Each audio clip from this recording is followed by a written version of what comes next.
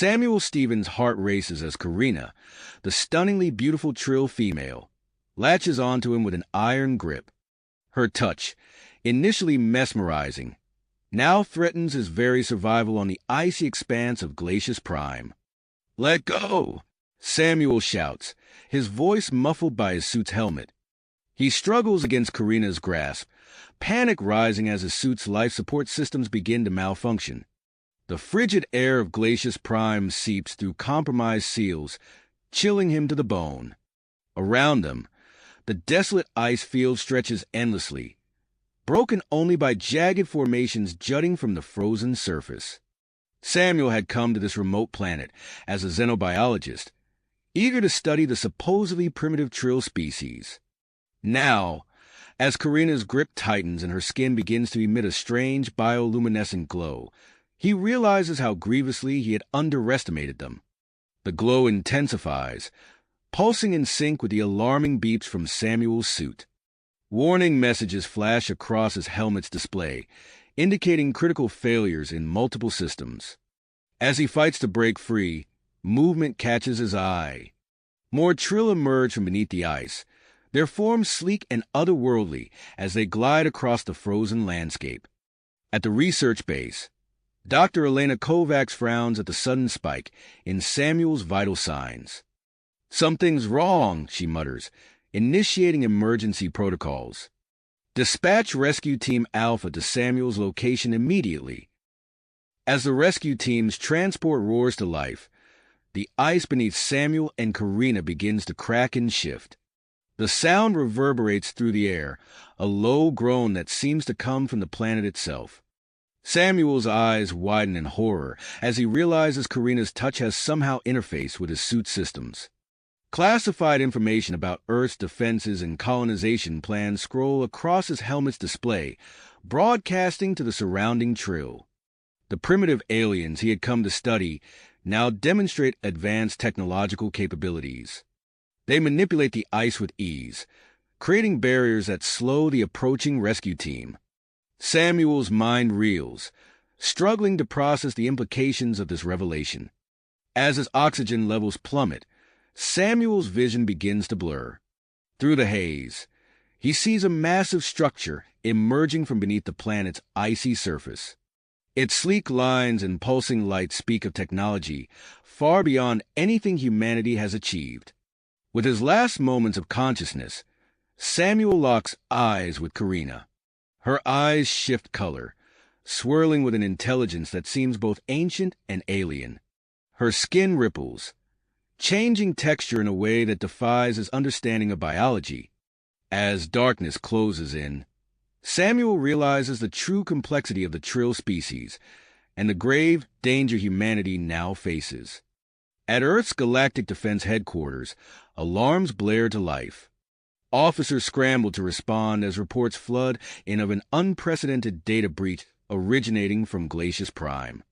The implications are clear and terrifying. Humanity's position in the ongoing interstellar Cold War has been severely compromised. As Samuel slips into unconsciousness, the fate of Earth hangs in the balance, teetering on the edge of a conflict they never saw coming. The true nature of the alien beauty on this ice planet is far more terrifying than anyone could have imagined, and she wouldn't let Samuel go until it was too late. The world faded to black as Samuel's consciousness slipped away, the alien beauty's grip never loosening. When he finally stirred, it wasn't to the familiar surroundings of the research base, or even the icy expanse of Glacius Prime's surface. Instead, Samuel found himself in a dimly lit chamber, the air noticeably warmer than the frigid atmosphere outside.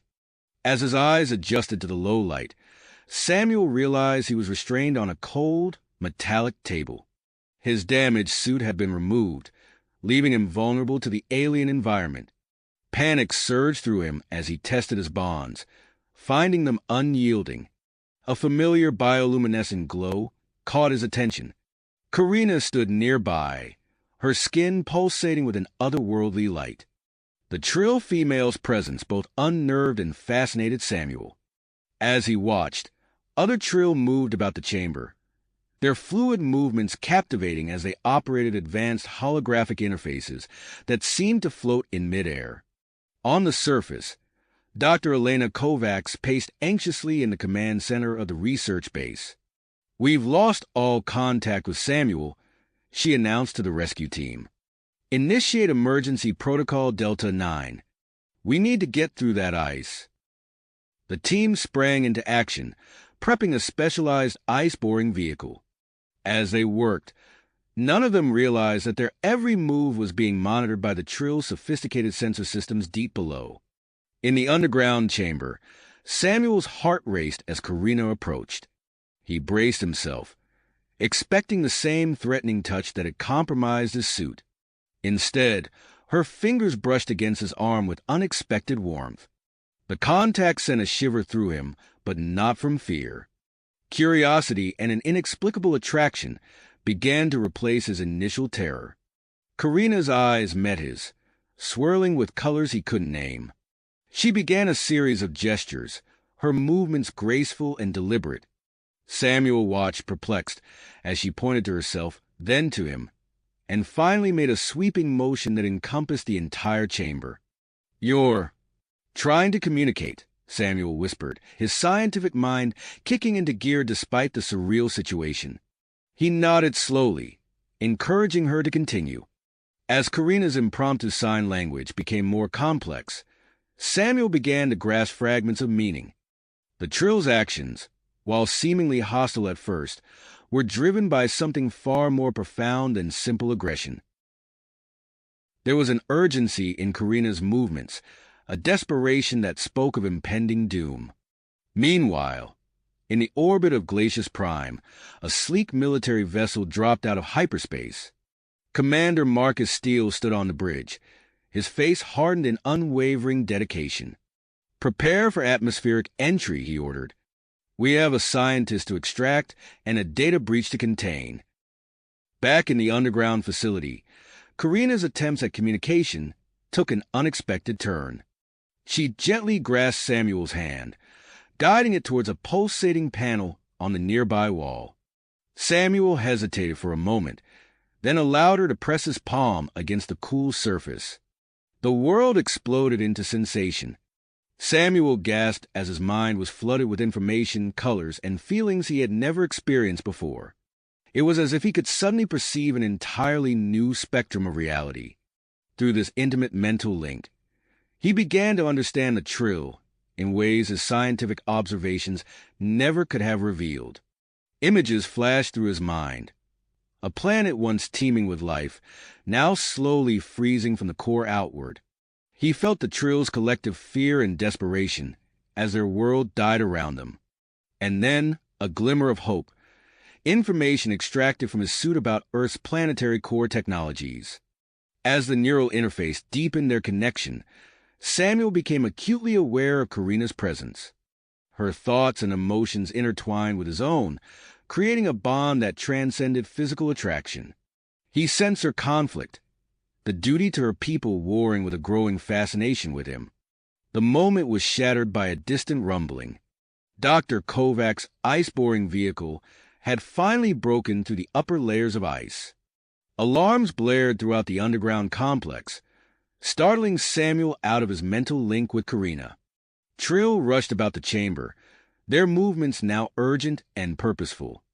Holographic displays flickered with new information, showing the progress of both the rescue team and Commander Steele's approaching forces. Karina's grip on Samuel's hand tightened. Her eyes, filled with a mixture of fear and commitment, met his. In that moment, Samuel realized the precarious nature of their situation. The fate of two species potentially hung in the balance, and he found himself torn between his duty to humanity and his newfound understanding of the Trill. As the sounds of the approaching rescue team echoed through the icy corridors, Karina made a decision. With swift movements, she released Samuel's restraints. He sat up, rubbing his wrists, and looked at her questioningly. Karina pointed to the chamber's exit, then to Samuel, her meaning clear. She was offering him a choice, to leave with his people or to stay and help bridge the gap between their species. Before Samuel could respond, the chamber doors slid open. Dr. Kovacs burst in, flanked by armed security personnel. Her eyes widened as she took in the scene.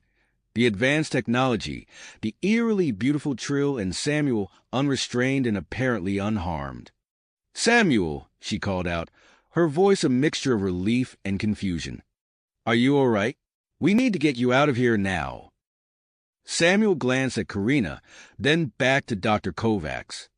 The weight of the moment pressed down on him as he realized his next words could shape the future of human-Trill relations. As he opened his mouth to speak, alarms blared once more.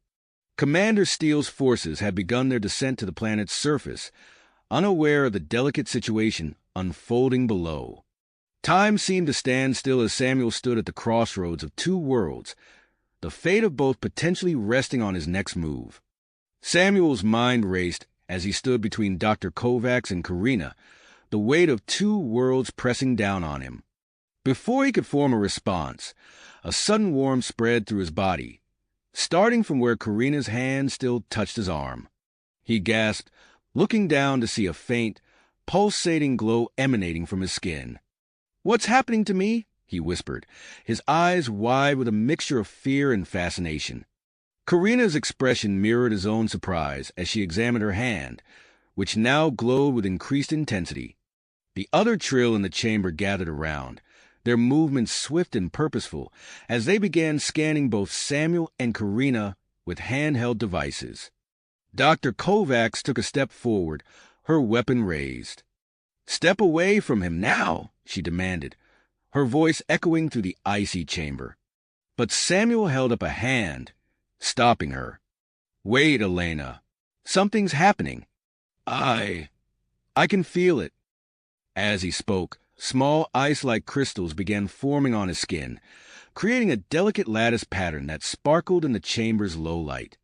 Karina, still connected to him, gasped as her own skin began to lose its icy sheen, becoming warmer and more human-like to the touch.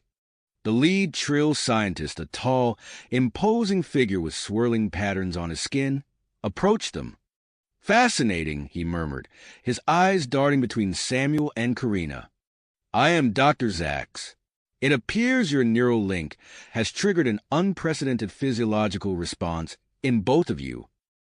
Before anyone could respond, alarms blared throughout the facility, their urgent wail echoing off the icy walls. Dr. Zax's expression hardened as he turned to a nearby console, his fingers flying over the holographic interface. "We have multiple incoming signals," he announced, his voice tense. "Your rescue team has breached our outer defenses, and there's another group approaching from the surface." Samuel's mind reeled as he processed this information, the knowledge gained from his neural link with Karina providing context he wouldn't have had before. The surface team. "It must be Commander Steele's forces," he said, turning to Dr. Kovacs. "We need to stop them before this escalates into a conflict." Dr. Kovacs shook her head, her expression conflicted. "Samuel, we don't know what these aliens have done to you. We need to get you out of here and to a medical facility immediately." But Samuel stood his ground, the crystals on his skin glinting as he moved. "You don't understand, Elena. The Trill, they're not our enemies. They're desperate. Their world is dying, and they need our help." As if to emphasize his point, the chamber shuddered, ice particles drifting down from the ceiling as the sound of distant explosions reached them. The Frost Wolves had begun their assault on the facility's outer defenses. Karina stepped forward, her movements perfectly in sync with Samuel's. Together, they approached the central console, their hands moving in unison over the alien controls. Samuel marveled at how naturally it came to him, the knowledge flowing through their shared neural link. "We're attempting to establish communication with both incoming teams," Samuel explained, his fingers dancing over the holographic interface. "If we can just get them to listen, to understand." Dr. Zax watched them work with growing excitement. "This symbiosis.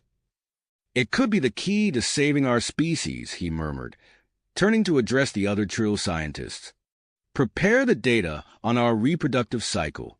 If we can show the humans the true nature of our crisis, perhaps we can avoid conflict. As Samuel and Karina worked feverishly to establish contact, the chamber doors began to creak and groan under the assault of the approaching forces. Ice crystals showered down as the massive structure shuddered again, the sound of weapons fire growing closer by the second. "We're almost there," Samuel called out, his voice strained with effort. The glow of his skin intensified, matching the pulsing light emanating from Karina. Their movements became even more synchronized, their bodies moving as one as they raced against time. Just as the chamber doors began to buckle, a holographic display sprang to life in the center of the room. The faces of Commander Steele and the leader of the Frost Wolves appeared, their expressions a mixture of surprise and suspicion. "This is Samuel Stevens," Samuel began, his voice steady despite the chaos around him. "Commander Steele, Dr. Kovacs, please cease your attack.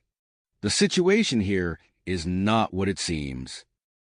As he spoke, Karina stepped forward, her newly warmed skin a stark contrast to the icy chamber around them. "We come in peace," she said, her voice melodious and clear. "Our worlds stand on the brink of a new era of understanding. Please, give us a chance to explain." The chamber fell silent as everyone waited for a response, the fate of two species hanging in the balance. The biological changes affecting Samuel and Karina continued to progress, their bodies becoming living symbols of the potential for human-Trill cooperation.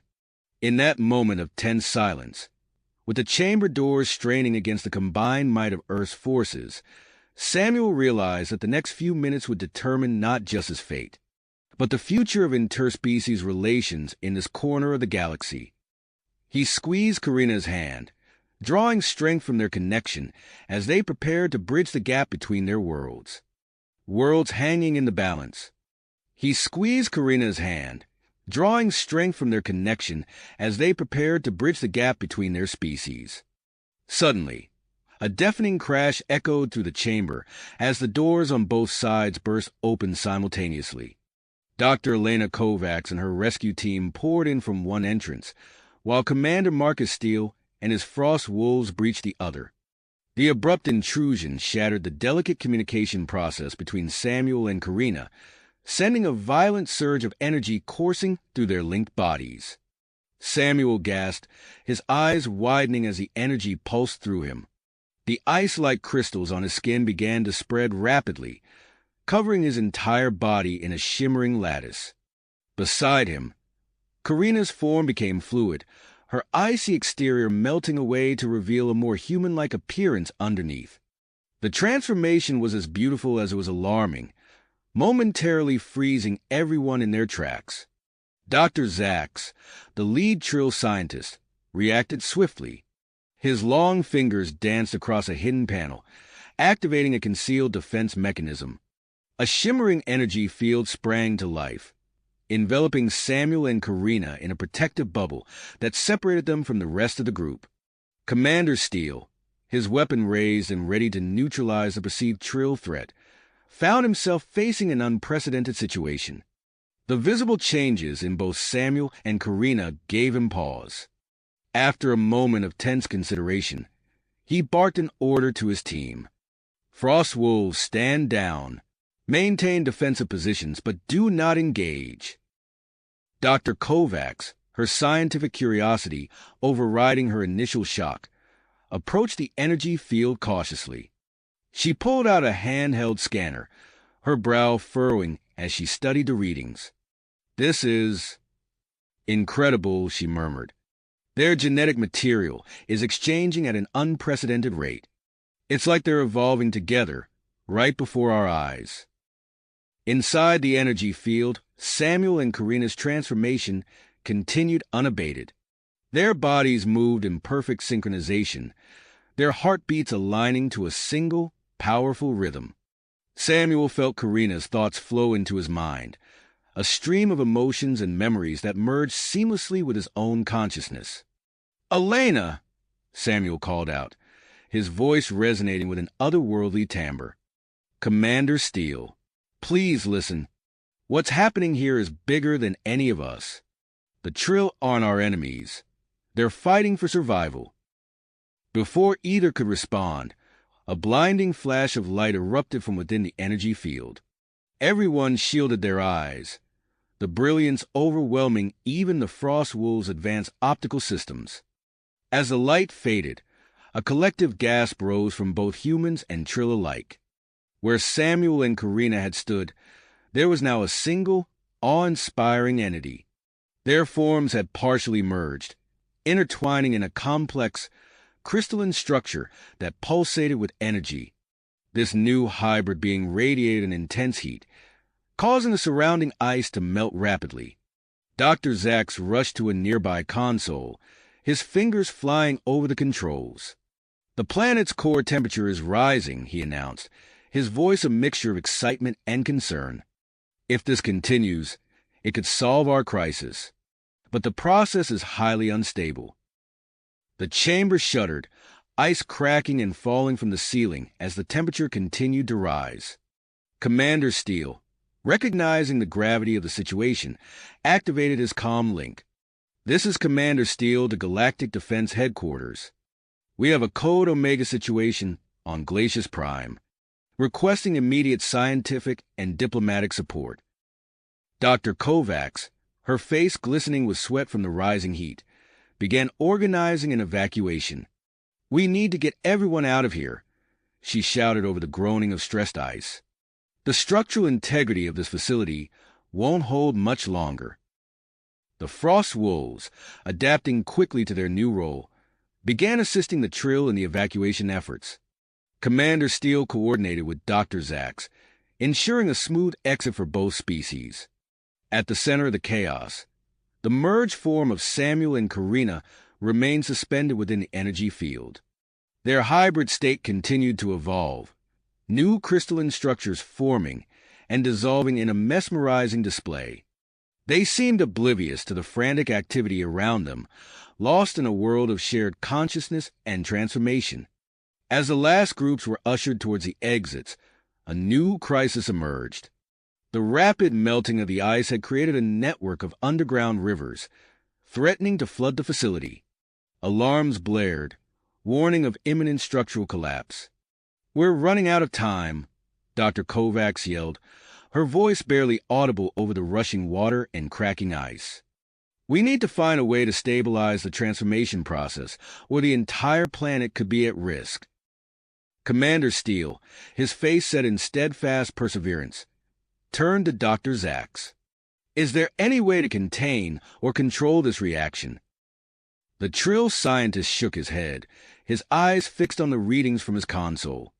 "This is beyond anything we've ever encountered. The energy output is off the charts. It's affecting the entire planet's core." As water began to seep into the chamber, the humans and Trill found themselves working side by side, racing against time to find a solution. The fate of Glacius Prime hung in the balance, with the transformed Samuel and Karina at the epicenter of a potential catastrophe. The merged being's eyes suddenly snapped open, glowing with an intense, otherworldly light. A voice that was neither Samuel's nor Karina's, yet somehow both, echoed through the chamber. "We see the path forward," it intoned, "but the journey is fraught with danger. The future of both our species depends on what happens in the next few moments." As the water level rose and the ice continued to fracture, the unlikely alliance of humans and Trill faced their greatest challenge yet. The next few minutes would determine not only the survival of the Trill species, but also the future of human-alien relations in the galaxy. The hybrid entity's otherworldly voice reverberated through the chamber, its words hanging in the air as the situation rapidly deteriorated. The merged form of Samuel and Karina pulsated with increasing intensity, sending out waves of energy that caused the ice around them to crack and splinter. Dr. Zax's eyes widened as he studied the readings on his console. "The hybrid state is becoming unstable," he announced, his voice tinged with urgency. "The energy output is fluctuating wildly. If this continues, They could tear apart at a molecular level. Commander Steele, assessing the situation with military precision, made a split-second decision. Frost wolves, form a perimeter around the hybrid entity, he ordered, his voice cutting through the chaos. Use your exosuits to generate an interlocking energy barrier. We need to contain this now. The Frost wolves move with practiced efficiency, their advanced suits humming to life as they encircled Samuel and Karina. A shimmering field of energy sprang up between them, helping to stabilize the fluctuating field around the hybrid entity. As the Frost wolves worked to contain the situation, Dr. Kovacs collaborated with the Trill scientists, her fingers flying over a shared console. Her brow furrowed as she interpreted the data. The hybrid state isn't just affecting the core temperature, she called out, her voice permeated with concern. It's altering the planet's magnetic field. Our communication systems and navigation equipment are going haywire. The chamber shuddered, ice cracking and falling from the ceiling as the temperature continued to rise. Water seeped in from unseen cracks, pooling around their feet. The evacuation efforts became more frantic as the structural integrity of the facility deteriorated. Suddenly, a blinding flash of light filled the room. As it faded, a new figure stood among them, a tall, imposing man with silver hair and a neatly trimmed beard. He wore the uniform of a high-ranking official, adorned with numerous commendations. Admiral Xander Voss, he announced, his voice carrying the weight of authority. I've been briefed on the situation. We don't have much time. The Admiral's gaze swept the room, taking in the chaos with a practiced eye. He reached into a case he brought with him, pulling out a sleek, unfamiliar device. This is a quantum harmonic resonator, he explained, moving towards a contained hybrid entity. It's designed for interspecies communication in extreme environments. We might be able to use it to separate Samuel and Karina while preserving their individual consciousnesses. As Admiral Voss began setting up the device, the hybrid entity's instability reached a critical point. The crystalline structure fractured, releasing bursts of energy that defied the laws of physics. Objects around the chamber began to float, caught in localized gravitational anomalies. Dr. Zax, his face etched with lines of concern, approached Admiral Voss. There may be another way, he said, his voice low and urgent. We could use Trill biotechnology to guide the transformation process. It might result in a stable, permanent hybrid being. It would save their lives, but it would change them forever. Admiral Voss frowned, considering the options. Before he could respond, Commander Steele's voice cut through the din. We need to think bigger, he announced, activating his comm link. All Frost Wolves, begin evacuating the Trill population to our orbiting ships. We're getting everyone out of here. The unexpected order caught the Trill leadership off guard. Dr. Zax exchanged glances with his colleagues, a flicker of hope and gratitude passing between them. As the evacuation efforts ramped up, the hybrid entity began emitting complex patterns of energy. Dr. Kovacs, her eyes glued to her scanner, gasped. They're trying to communicate, she exclaimed. Samuel and Karina, their consciousnesses are still intact. They're conveying information about their condition and the planet's state. The chamber groaned ominously, ice cracking and water pouring in faster now. Admiral Voss looked from the quantum harmonic resonator to Dr. Zax, weighing the options before him. The fate of Samuel, Karina, the Trill species, and potentially the entire planet hung on his decision. Before he could act, a new alarm blared from the console. Dr. Kovacs' face paled as she interpreted the data. Long-range sensors are detecting an approaching fleet, she announced, her voice trembling. The energy signatures. They're like nothing we've ever seen before, far beyond our technology or the Trills. Commander Steele moved to the console, his expression grim. Unknown alien race, he muttered. Looks like our little crisis here has attracted some attention. As the mysterious ships entered the system, the hybrid entity's energy patterns intensified. The crystalline structure pulsed with an otherworldly light, sending out waves of heat and cold that threatened to overwhelm the Frost Wolves' containment field. Admiral Voss's hand hovered over the quantum harmonic resonator, his eyes darting between the device and the hybrid entity. Time was running out, and the fate of 2 species, perhaps more, rested on his next move. The chamber shuddered again, more violently this time. A large crack split the ceiling, sending a cascade of icy water pouring into the room. As the characters braced themselves against the deluge, the hybrid entity's light pulsed brighter, its energy patterns growing more complex and urgent. In that moment of chaos, with multiple crises converging, Admiral Voss knew he had to act. The question was, which path would lead to salvation and which to destruction? The answer lay hidden in the swirling energies before him, and in the approaching ships that heralded an unknown future. The answer lay hidden in the swirling energies before him, and in the approaching ships that heralded an unknown future. As Admiral Voss's hand hovered over the quantum harmonic resonator, the hybrid entity suddenly emitted a blinding pulse of energy that filled the chamber with an otherworldly light. The pulse swept through the room, temporarily disrupting all electronic equipment. The Frost Wolves' containment field flickered and died, leaving the hybrid entity exposed. In that moment of vulnerability, the crystalline structure encasing Samuel and Karina began to shift and morph at an alarming rate. Commander Steele shielded his eyes against the intense light. "What's happening?" he shouted over the sound of crackling energy and groaning ice. Dr. Kovacs, her face illuminated by the pulsating light, stared in awe at her malfunctioning scanner. "The hybrid state is destabilizing, but it's not breaking apart. It's changing." The transformation accelerated, the crystalline form twisting and reshaping itself into a more recognizable silhouette. As the light began to fade, 2 distinct figures emerged from the energy field. Samuel stood unsteadily, his skin now possessing a translucent, ice-like quality that seemed to shift and flow like water. Beside him, Karina appeared more solid, her form closer to human but still radiating a faint, ethereal glow. Dr. Kovacs rushed forward, her scientific curiosity overriding caution.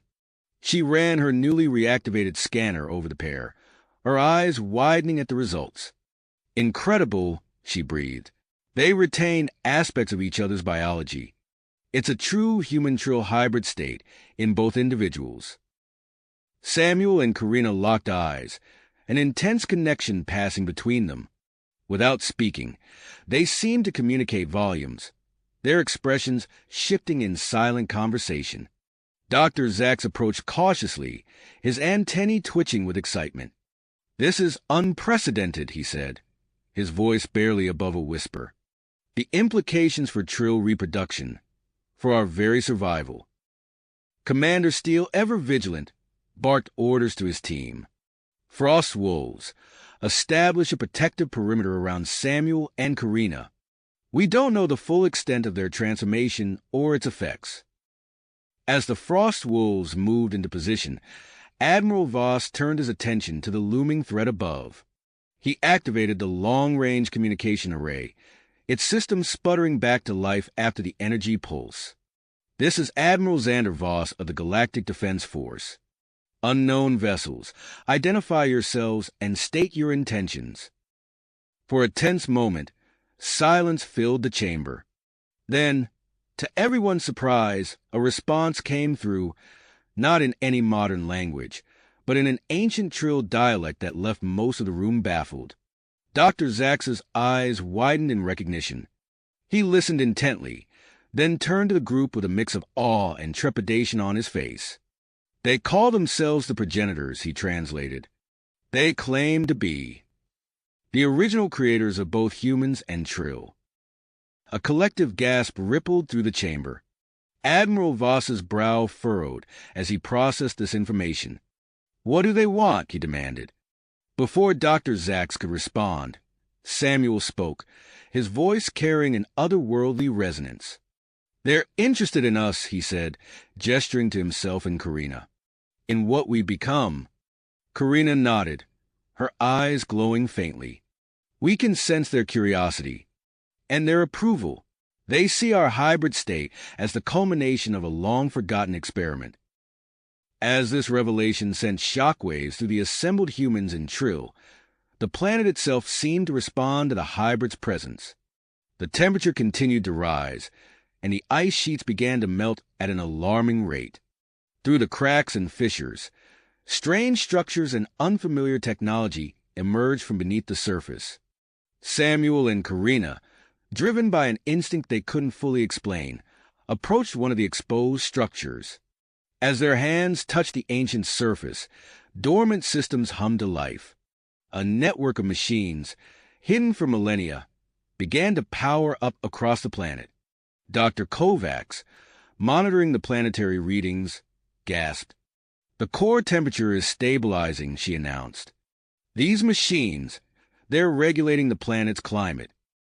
Admiral Voss, recognizing the delicate balance of the situation, made a swift decision. "We need to initiate emergency diplomatic protocols," he declared. "A three-way negotiation between humans, Trill, and these progenitors. The future of all our species may depend on it." As preparations for the talks began, Samuel and Karina continued to explore their new abilities. Ice and energy bent to their will, responding to unspoken commands. They moved in perfect synchronization, their actions blurring the line between biology and technology.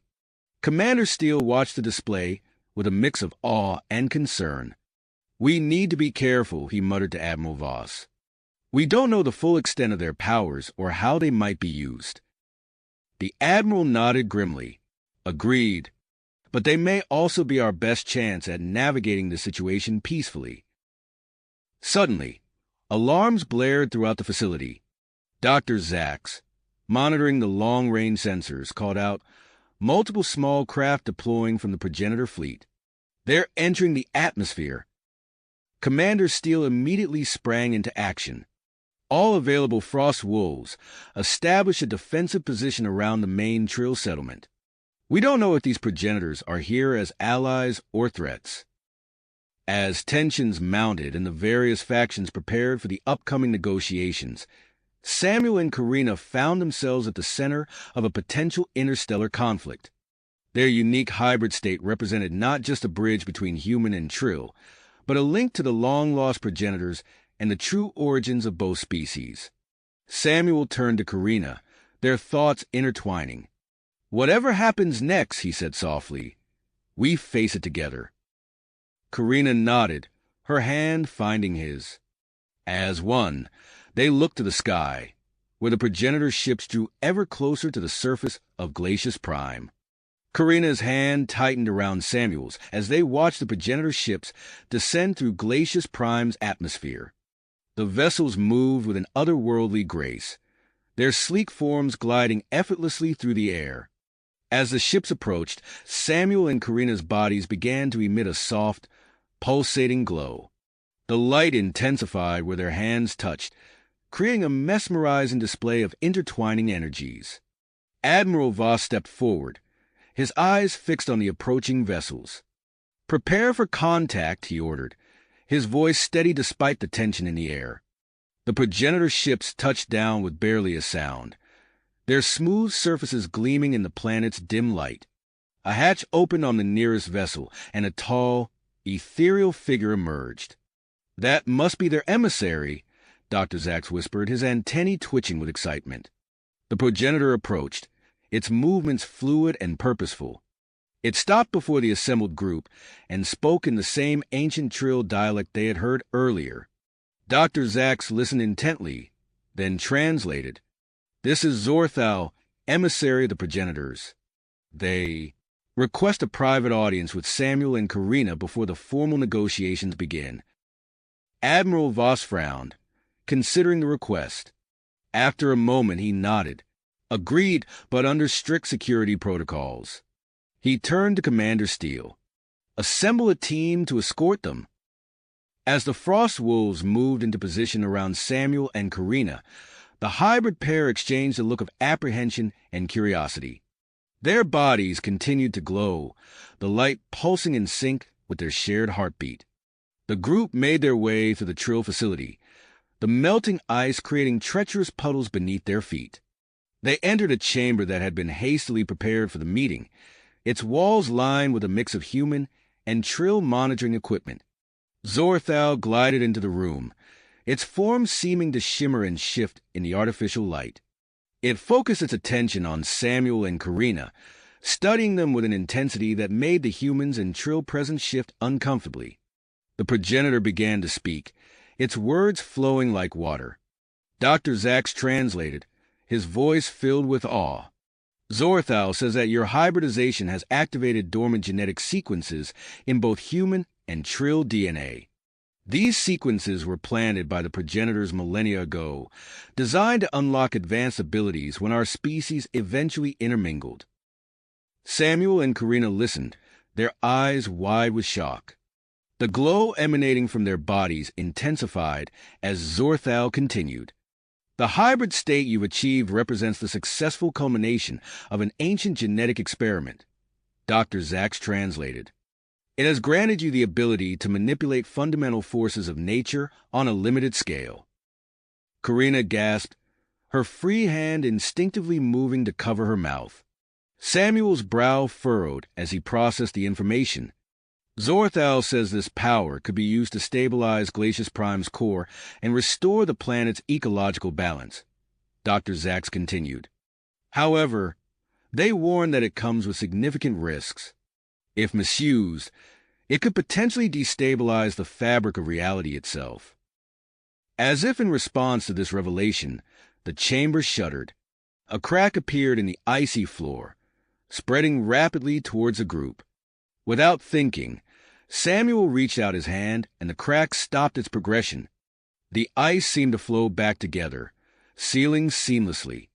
The room fell silent, all eyes on Samuel. He stared at his hand in disbelief, then looked at Karina. She nodded, understanding flowing between them without words. Outside the chamber, Dr. Kovacs and Dr. Zax huddled over their equipment, studying the readings from Samuel and Karina. Dr. Kovacs' eyes widened as she interpreted the data. Their bodies are producing a unique form of energy, she announced, her voice hushed with excitement. It's similar to the energy emanating from the ancient progenitor structures beneath the ice. Dr. Zax nodded, his antennae twitching rapidly. This energy appears to be the key to activating and controlling the planet-wide network of progenitor technology. As news of these discoveries spread, tensions began to rise among the various factions. Human and Trill leaders exchanged worried glances, their minds racing with the implications of this newfound power. In the chamber, Samuel and Karina stood motionless, their bodies glowing brighter than ever. They could feel the pull of the ancient progenitor machines beneath their feet, calling to them like a siren song. Suddenly, acting on an instinct they couldn't explain, they broke away from their security detail. They moved in perfect synchronization, their steps sure despite the slippery floor. "Stop them!" Commander Steele shouted, but it was too late. Samuel and Karina had already slipped through a hidden passage that had appeared in the chamber wall, vanishing into the depths of the facility. As alarms blared and teams scrambled to pursue the hybrid pair, Samuel and Karina found themselves drawn deeper into the heart of Glacius Prime. They moved through twisting corridors of ice and metal, guided by an unseen force. Their skin began to shimmer with intricate, circuit-like patterns as they approached a massive door covered in ancient symbols. Without hesitation, they placed their hands on the cool surface. The door slid open, revealing a vast chamber filled with pulsing, otherworldly technology. As Samuel and Karina stepped into the progenitor control center, they felt a surge of power course through their bodies. The glow intensified, enveloping them in a cocoon of light. They reached out, their fingertips brushing against the ancient consoles. In that moment, Their minds expanded, connecting with the planet-wide network of progenitor systems. Information flooded their consciousness. The true history of humanity and the trill, the grand design that had led to this moment, and the staggering responsibility that now rested on their shoulders. As they stood there, absorbing the knowledge of ages, they could hear the distant sounds of pursuit.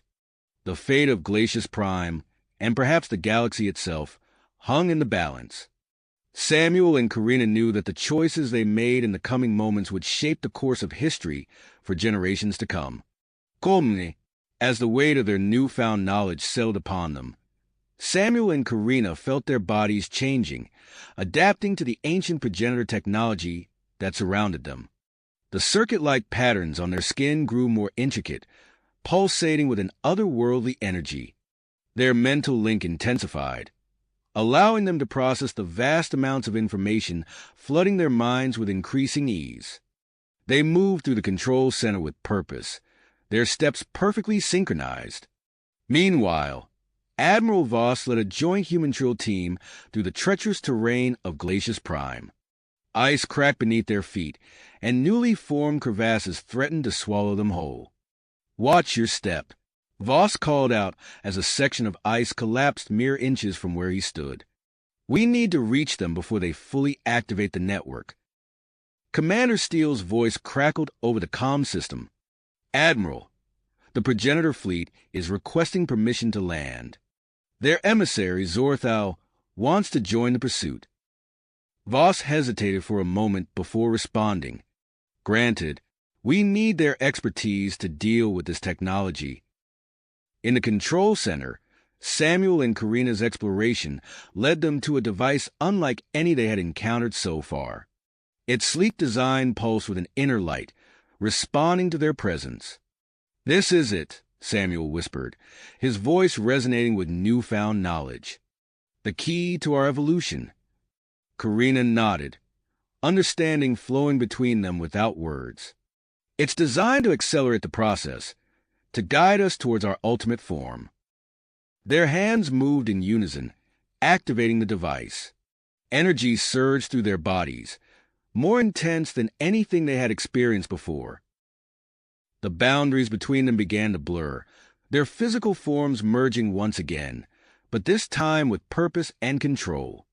Outside, Dr. Kovacs and Dr. Zaks huddled over their portable sensors, their eyes wide with disbelief. "The energy readings are off the charts," Dr. Kovacs exclaimed. "Whatever they've activated in there, it's affecting the entire planet." Dr. Zaks nodded, his antennae twitching rapidly. "Look at the core temperature.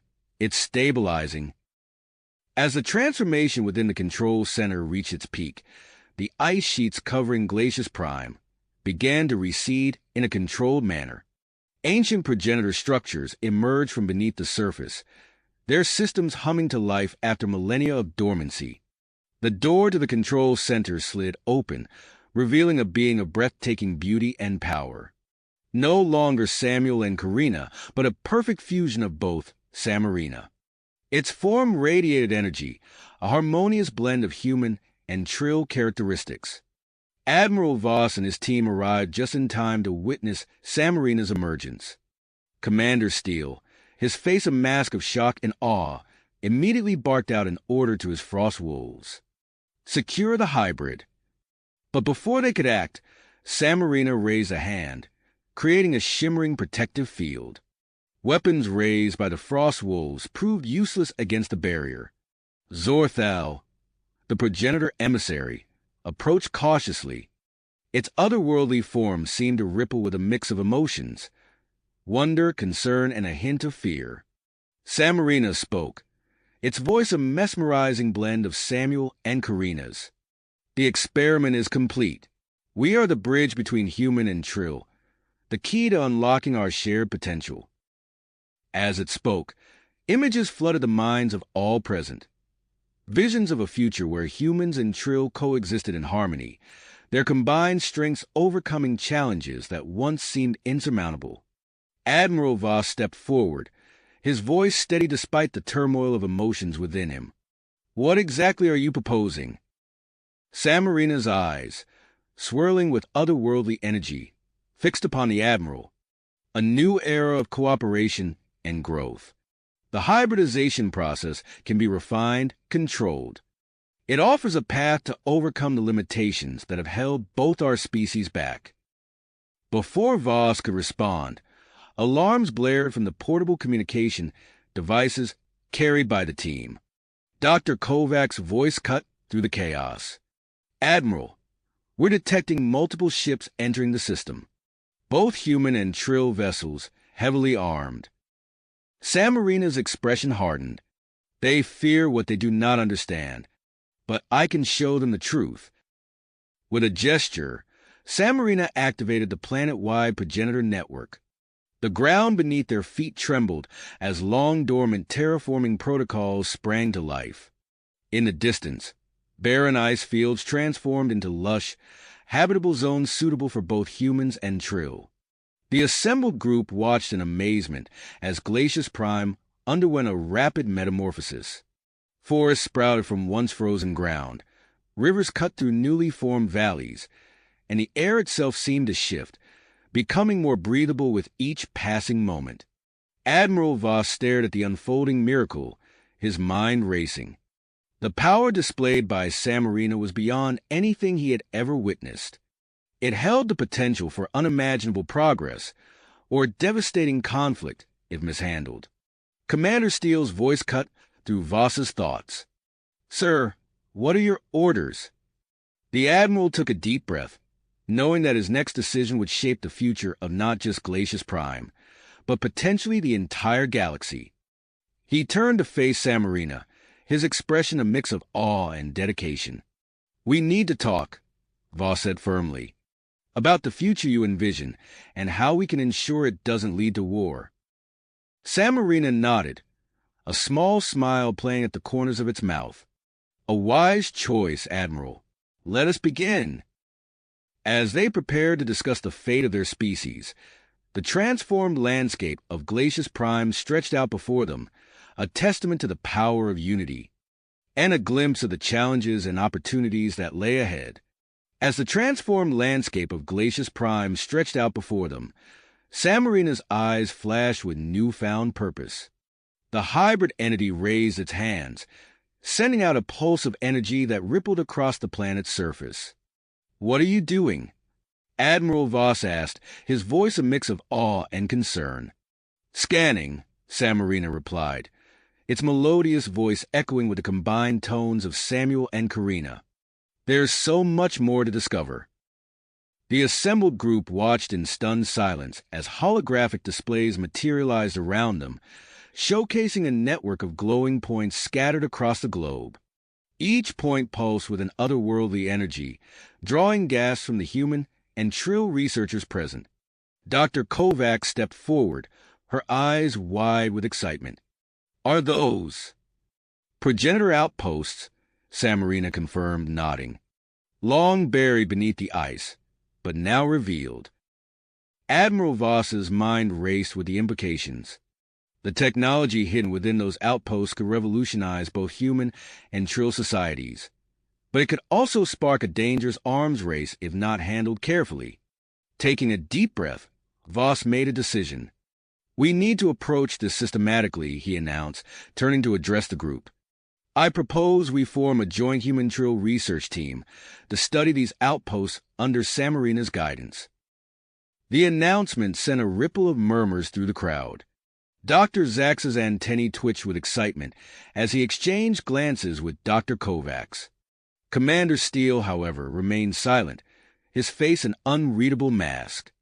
Moments earlier, he had received encrypted orders from Earth's Galactic Defense Headquarters on his personal communicator. The message was clear: obtain samples of Samarina's genetic material by any means necessary. As the group discussed the logistics of the joint research effort, Steele's mind whirled with conflicting thoughts. His duty demanded he follow orders, but the ethical implications deeply affected on him. He began to formulate a covert plan, all while maintaining a facade of calm professionalism. Meanwhile, Samarina's presence was having unexpected effects on the local ecosystem. The ground beneath their feet trembled slightly as roots began to spread through the thawing tundra. Within minutes, slender saplings burst forth, growing at an accelerated rate. Dr. Zaks crouched down to examine the rapidly growing plants. "Fascinating," he muttered. "These appear to be a native trill species, but I've never seen them grow like this." As the group watched, the saplings continued to grow, their trunks twisting and stretching towards the sky. Within an hour, a forest of towering ice trees surrounded them, their branches adorned with bioluminescent leaves that cast an ethereal glow over the landscape.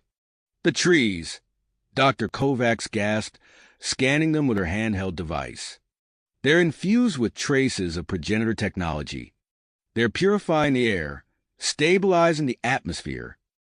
Samarina nodded, a small smile playing at the corners of its mouth. The progenitor's plan was always about harmony between species, between technology and nature. As the implications of these changes sank in, tensions began to rise among some members of the group. A trill scientist approached Admiral Voss, his expression troubled. "Admiral," he said, his voice low but urgent, "some members of our High Council are expressing concerns. They fear these changes could destabilize our society, erase centuries of trill culture." Voss nodded gravely. He had anticipated such reactions. "We'll need to address these concerns head-on," he replied. "Transparency and open dialogue will be crucial moving forward." Before he could elaborate further, a commotion from the human contingent caught his attention. A group of researchers were huddled around Dr. Kovacs, who was staring at her scanner in disbelief. "Admiral," she called out, her voice shaking slightly, "you need to see this. We're detecting subtle physiological changes in both humans and trill present on Glacius Prime. It's as if Samarina's hybrid state has unlocked dormant genetic potential in all of us." The revelation sent shockwaves through the assembled group.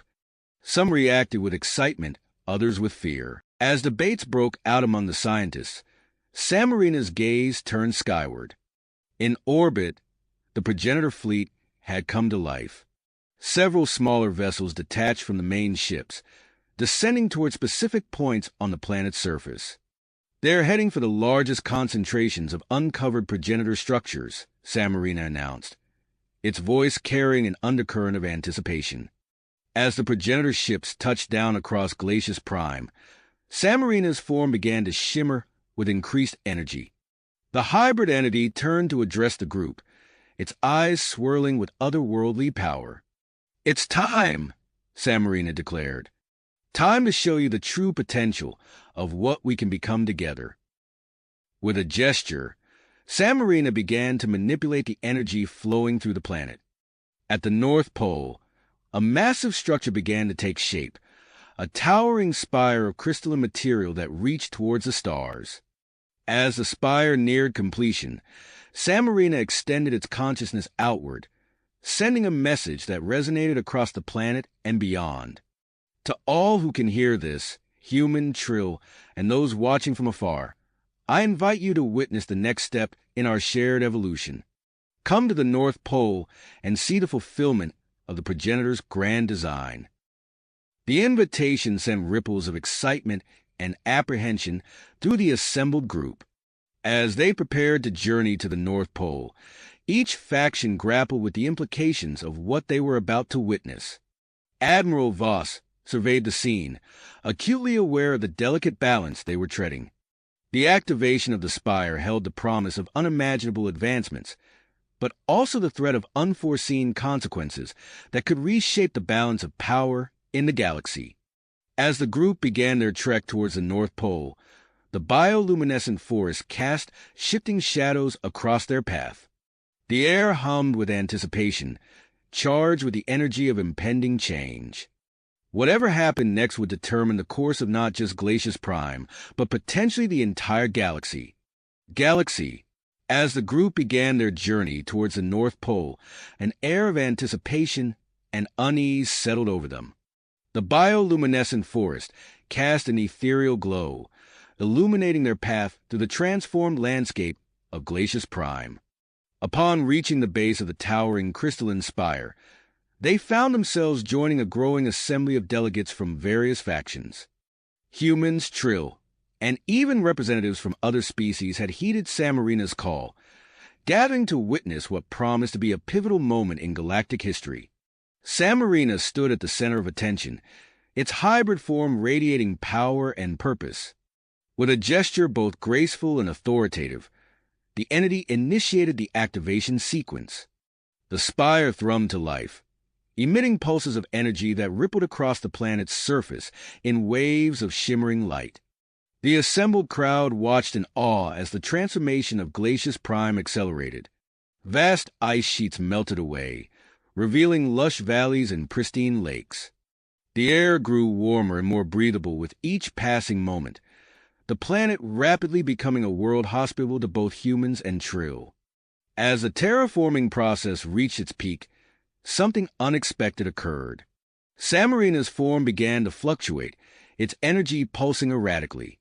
The hybrid entity's features blurred, then separated, revealing the distinct forms of Samuel and Karina. Gasps of surprise rippled through the crowd as the two stood before them. Their bodies still exhibiting hybrid characteristics, but their individual consciousnesses clearly present. Samuel blinked, disoriented, while Karina steadied herself against him. We're ourselves again, Samuel said, his voice a mix of wonder and confusion. Karina nodded, her eyes meeting his. But not entirely. I can still feel you, feel us. Their bodies began to glow with intricate bioluminescent patterns, pulsing in perfect synchronization. The connection between them was palpable, an intimacy that transcended species barriers. As the crowd watched, transfixed by this display of unity, Commander Steele seized the opportunity. With a subtle hand signal, he dispatched a team of frost wolves. The soldiers moved with practiced stealth, their advanced technology rendering them nearly invisible as they approached Samuel and Karina. Using specialized collection devices, the frost wolves managed to obtain hair and skin samples from both individuals. They retreated as quickly as they had approached, their mission accomplished without detection, or so they thought. Zorthal, the progenitor emissary, observed the covert operation with growing concern. Its otherworldly eyes narrowed, tracking the movement of the frost wolves as they melted back into the crowd. Meanwhile, the activation of the spire had triggered a chain reaction across Glacius Prime. Progenitor outposts, long buried beneath the ice, began to emerge fully. Dr. Zax and his team of Trill scientists rushed to examine the nearest structure, their excitement palpable. Incredible, Dr. Zax breathed, his antennae twitching with excitement as he scanned the facility. This technology, it could be the key to solving our reproductive crisis. As the planet's transformation continued, the bioluminescent ice trees multiplied at an astonishing rate. Vast forests sprang up, their glowing leaves casting a soft light across the newly formed landscape. The air grew richer, filled with the scent of fresh vegetation and the promise of new life. Amidst this planetary upheaval, a sleek vessel descended from the sky. The arriving Jur Confederacy delegation, led by Ambassador Krellax, landed with impeccable timing. The insectoid diplomat's compound eyes took in the scene before him, glittering with keen interest.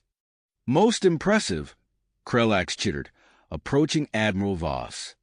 We request an immediate audience with the entity known as Samarina.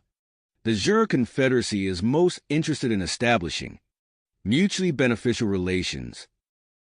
Before Voss could respond, Dr. Kovacs rushed over, her face flushed with excitement. Admiral, you need to see this, she said, holding out her scanner. The energy emitted by Samarina and these progenitor structures, it's accelerating dormant genetic potential in both humans and Trill. Voss studied the readouts, his brow furrowed. What kind of changes are we talking about, Doctor? Humans are developing increased resistance to extreme temperatures, Kovacs explained. And the Trill. Their regenerative abilities are off the charts. As the implications of these discoveries sank in, Samuel and Karina's separate forms began to merge once again. Their bodies drew closer, enveloped in a cocoon of swirling energy. The process was visibly intense, their features blending and reforming as they rejoined into a single entity. Some of the more conservative delegates turned away, uncomfortable with the intimate display. Others watched in fascination, seeing in this union a symbol of what might be possible between their species. The newly reformed Samarina stood before the assembled crowd, its power now fully under control. With a wave of its hand, a holographic display sprang to life, showcasing the full extent of Glacius Prime's transformation and the technological wonders hidden within the progenitor outposts. "Behold," Samarina's melodious voice rang out, "the legacy of the progenitors and the future that awaits us all. Together, we can—" The hybrid entity's words were cut short by a sudden, blaring alarm. Samarina's expression shifted from one of triumph to concern as it accessed the planet's long-range sensors. "We have incoming," it announced, its voice tense. "A massive fleet, origin unknown. They outnumber even the progenitor ships in orbit." The assembled delegates erupted into a flurry of worried conversations. Admiral Voss stepped forward, his face set with purpose. "We need to organize our defenses," he said, turning to Ambassador Krelax and the Trill representatives. "Whatever's coming, we stand a better chance if we face it together." As the various factions began to mobilize, Samarina's gaze remained fixed on the sky. The hybrid entity could sense the approaching force, vast and potentially hostile. Whatever this new threat represented, it was clear that the future of Glacius Prime, and perhaps the galaxy itself, hung in the balance. As the assembled delegates processed this new threat, Samarina's form shimmered with increased intensity. Its eyes, swirling pools of energy, focused on the distant sky. "I can sense them," Samarina announced, its voice resonating with newfound power. "The approaching fleet. They're Zarkai." A collective gasp rippled through the crowd. The Zarkai were infamous throughout the galaxy for their aggressive expansion and technological assimilation. Their arrival could only mean one thing. They had detected the massive energy surge from Glacius Prime's transformation and come to claim the progenitor technology for themselves. Admiral Voss's face hardened as he processed this information. Without hesitation, he tapped his communicator. All human and Trill ships assumed defensive positions around the planet. This is not a drill. As the assembled vessels scrambled to form a protective net around Glacius Prime, Commander Steele turned to his Frost Wolves. "Prepare for potential ground combat. The Zarkai won't stop at orbital warfare." Ambassador Krelax chittered rapidly, his compound eyes reflecting the urgency of the situation. "The Jura Confederacy offers our advanced shielding technology to bolster your defenses, Admiral. We stand with you against this threat." Voss nodded gratefully. "Your assistance is most welcome, Ambassador." Meanwhile, Samarina had closed its eyes, reaching out with its consciousness to the newly uncovered progenitor outposts across the planet. Suddenly, the ground beneath their feet began to tremble. "Look!" Dr. Kovacs shouted, pointing to the horizon. Massive structures were rising from beneath the ice, their sleek designs a stark contrast to the natural landscape. As they emerged fully, it became clear what they were: enormous energy cannons powered by the planet's rejuvenated core. Samarina's eyes snapped open. "I have control of the planetary defense grid. Admiral, I can coordinate with your forces to create an impenetrable defensive perimeter." Before Voss could respond, a booming transmission cut through the air, causing everyone to wince. The guttural language of the Zarkai filled their ears, translated moments later by their universal communicators. "Inhabitants of Glacius Prime, surrender all progenitor technology immediately. Resistance will result in your annihilation." Admiral Voss exchanged glances with the Trill leaders and Ambassador Krellax. Their decision was unanimous. Voss stepped forward, his voice steady as he responded, "We reject your demands, Zarkai. This planet and its technology are under our protection." As if in response to his defiance, the sky lit up with the arrival of the Zarkai fleet. Their ships, biomechanical monstrosities that seemed to pulse with stolen energy, filled the upper atmosphere. Samarina raised its arms, channeling power through the crystalline spire. Waves of energy pulsed outward, enveloping the human and Trill ships. "I've enhanced your vessels with temporary progenitor-derived shields," the hybrid entity explained. "It should help level the playing field." The Zarkai wasted no time launching their first wave of attack ships. The space above Glacius Prime erupted into a fierce battle, energy weapons crisscrossing the sky in a deadly light show. Samarina, linked to the progenitor defense grid, provided real-time tactical information to the Allied forces. 3 Zarkai cruisers approaching from the southern pole, it warned. Planetary Cannon 4 is targeting them now. A massive beam of energy shot from the surface, cutting through the Zarkai ships like paper. But for every vessel destroyed, 2 more seemed to take its place. Amidst the chaos of the space battle, a squadron of Zarkai stealth ships managed to slip past the orbital defenses. They streaked through the atmosphere, heading directly for the largest concentrations of progenitor technology. Commander Steele's eyes narrowed as he tracked their descent. "Frostwolves, we have incoming. Airborne intercept now." The elite soldiers activated their advanced exosuits, launching into the air to engage the Zarkai in mid-flight. The sky above the crystalline spire became a dizzying array of aerial acrobatics and weapons fire. As the battle intensified both in space and on the surface, Samarina suddenly gasped, its form flickering. The strain of coordinating the planet's defenses was taking its toll. "Samarina," Dr. Kovacs cried out, rushing to the hybrid entity's side. "What's happening?" Before their eyes, Samarina's form began to separate, revealing the distinct figures of Samuel and Karina. They stood disoriented, their bodies still glowing with hybrid energy. "We're splitting apart," Samuel managed to say, reaching out for Karina. The moment of separation left the planetary defense grid vulnerable. Alarms blared as Zarkai's cyber attacks began to penetrate the system. Dr. Kovacs and Dr. Zax exchanged panicked glances. "We need to stabilize them, fast," Dr. Zax exclaimed, his antennae twitching frantically. As they worked to reunite Samuel and Karina, the battle raged on around them. Commander Steele's voice crackled over the comms. "We've got Zarkai infiltrators in the lower levels of the spire, moving to intercept."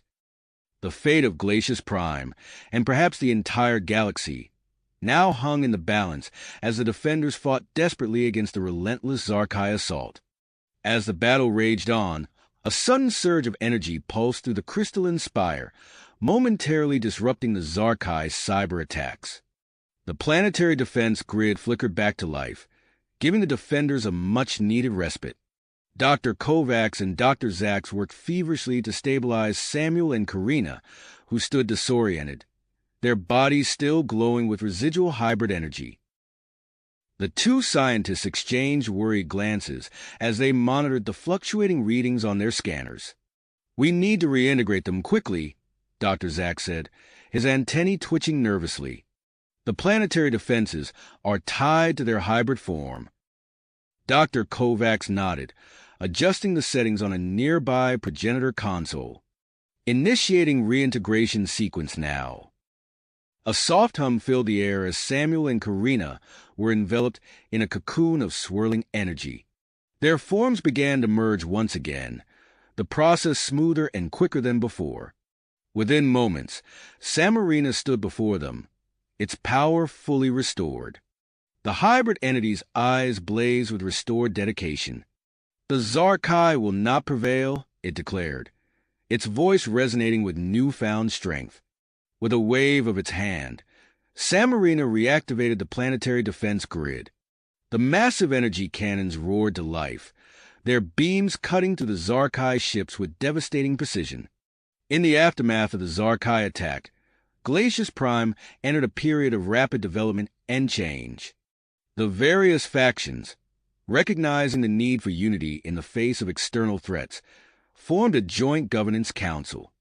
Samarina, with its unique connection to the progenitor technology, became a key member of this new governing body. Admiral Voss addressed the council during its first official meeting. We must harness the full potential of the progenitor technology if we're to defend ourselves against future attacks. Ambassador Krellax chittered in agreement.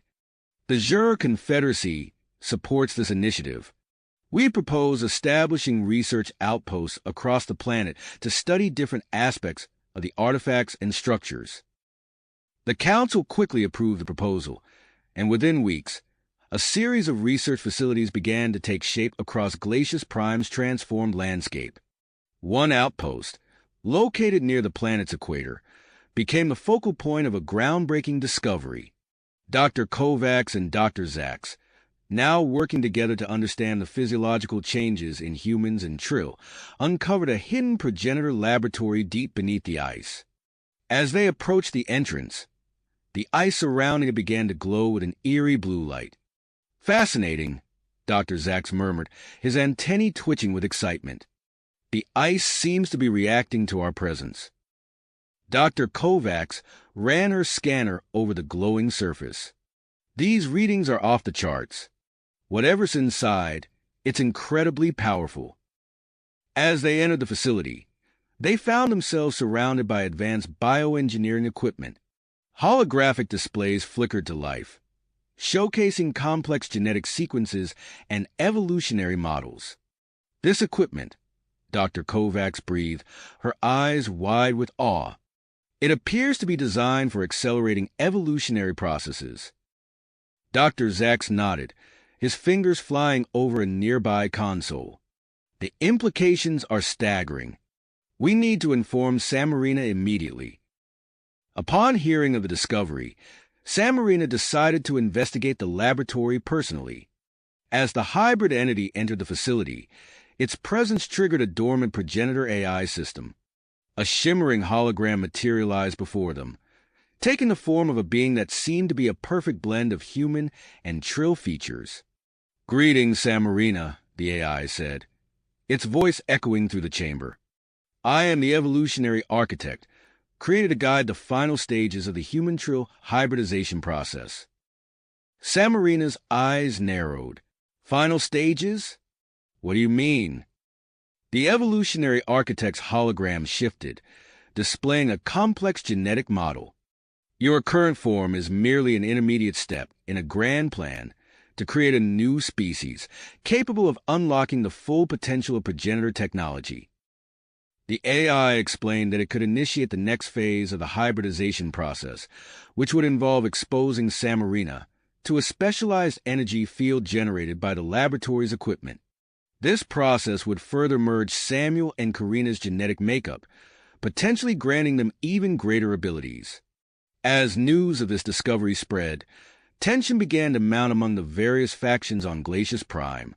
The Trill High Council expressed grave concerns about the implications of such radical genetic manipulation.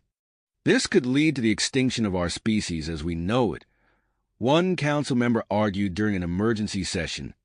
Meanwhile, Commander Steele received confidential orders from Earth's Galactic Defense Headquarters. His superior saw the hybridization technology as a potential game-changer in interstellar politics and wanted to ensure human control over its development. Steele mobilized his Frost Wolves, moving to secure the progenitor laboratory. As they approached, they encountered resistance from a group of Trill scientists who had been working at the facility. "Stand down," Steele ordered, his voice firm. "This area is now under human jurisdiction." The lead Trill scientist, Dr. Naila, stood her ground. "You have no authority here, Commander. This laboratory belongs to all of us." As tensions escalated, a group of extremist Trill, fearing the loss of their cultural identity, launched a desperate attack on the laboratory. Alarms blared as they breached the outer defenses, their weapons primed and ready. Admiral Voss's voice crackled over the comms. All available security forces, converge on the progenitor laboratory. We must protect the facility at all costs. Amidst the chaos, Samarina experienced another moment of separation. Samuel and Karina briefly regained their individual forms, the strain of the conflict causing their hybrid bond to weaken. As they stood apart, their eyes met, a silent communication passing between them. The weight of their decision hung heavy in the air, to potentially sacrifice their individual identities for the greater good, or to remain separate and possibly lose the opportunity for further evolution. The evolutionary architect's voice echoed through the laboratory, adding urgency to their dilemma. The window for initiating the next phase of hybridization is closing. If action is not taken soon, this opportunity may be lost for generations. Strange energy readings began emanating from the progenitor equipment, casting an otherworldly glow throughout the facility. The automated hybridization protocol had been triggered, powering up the ancient machinery. As alarms blared and factions clashed outside the laboratory, Samuel and Karina stood at the precipice of a decision that would shape not only their own futures, but potentially the course of galactic evolution itself.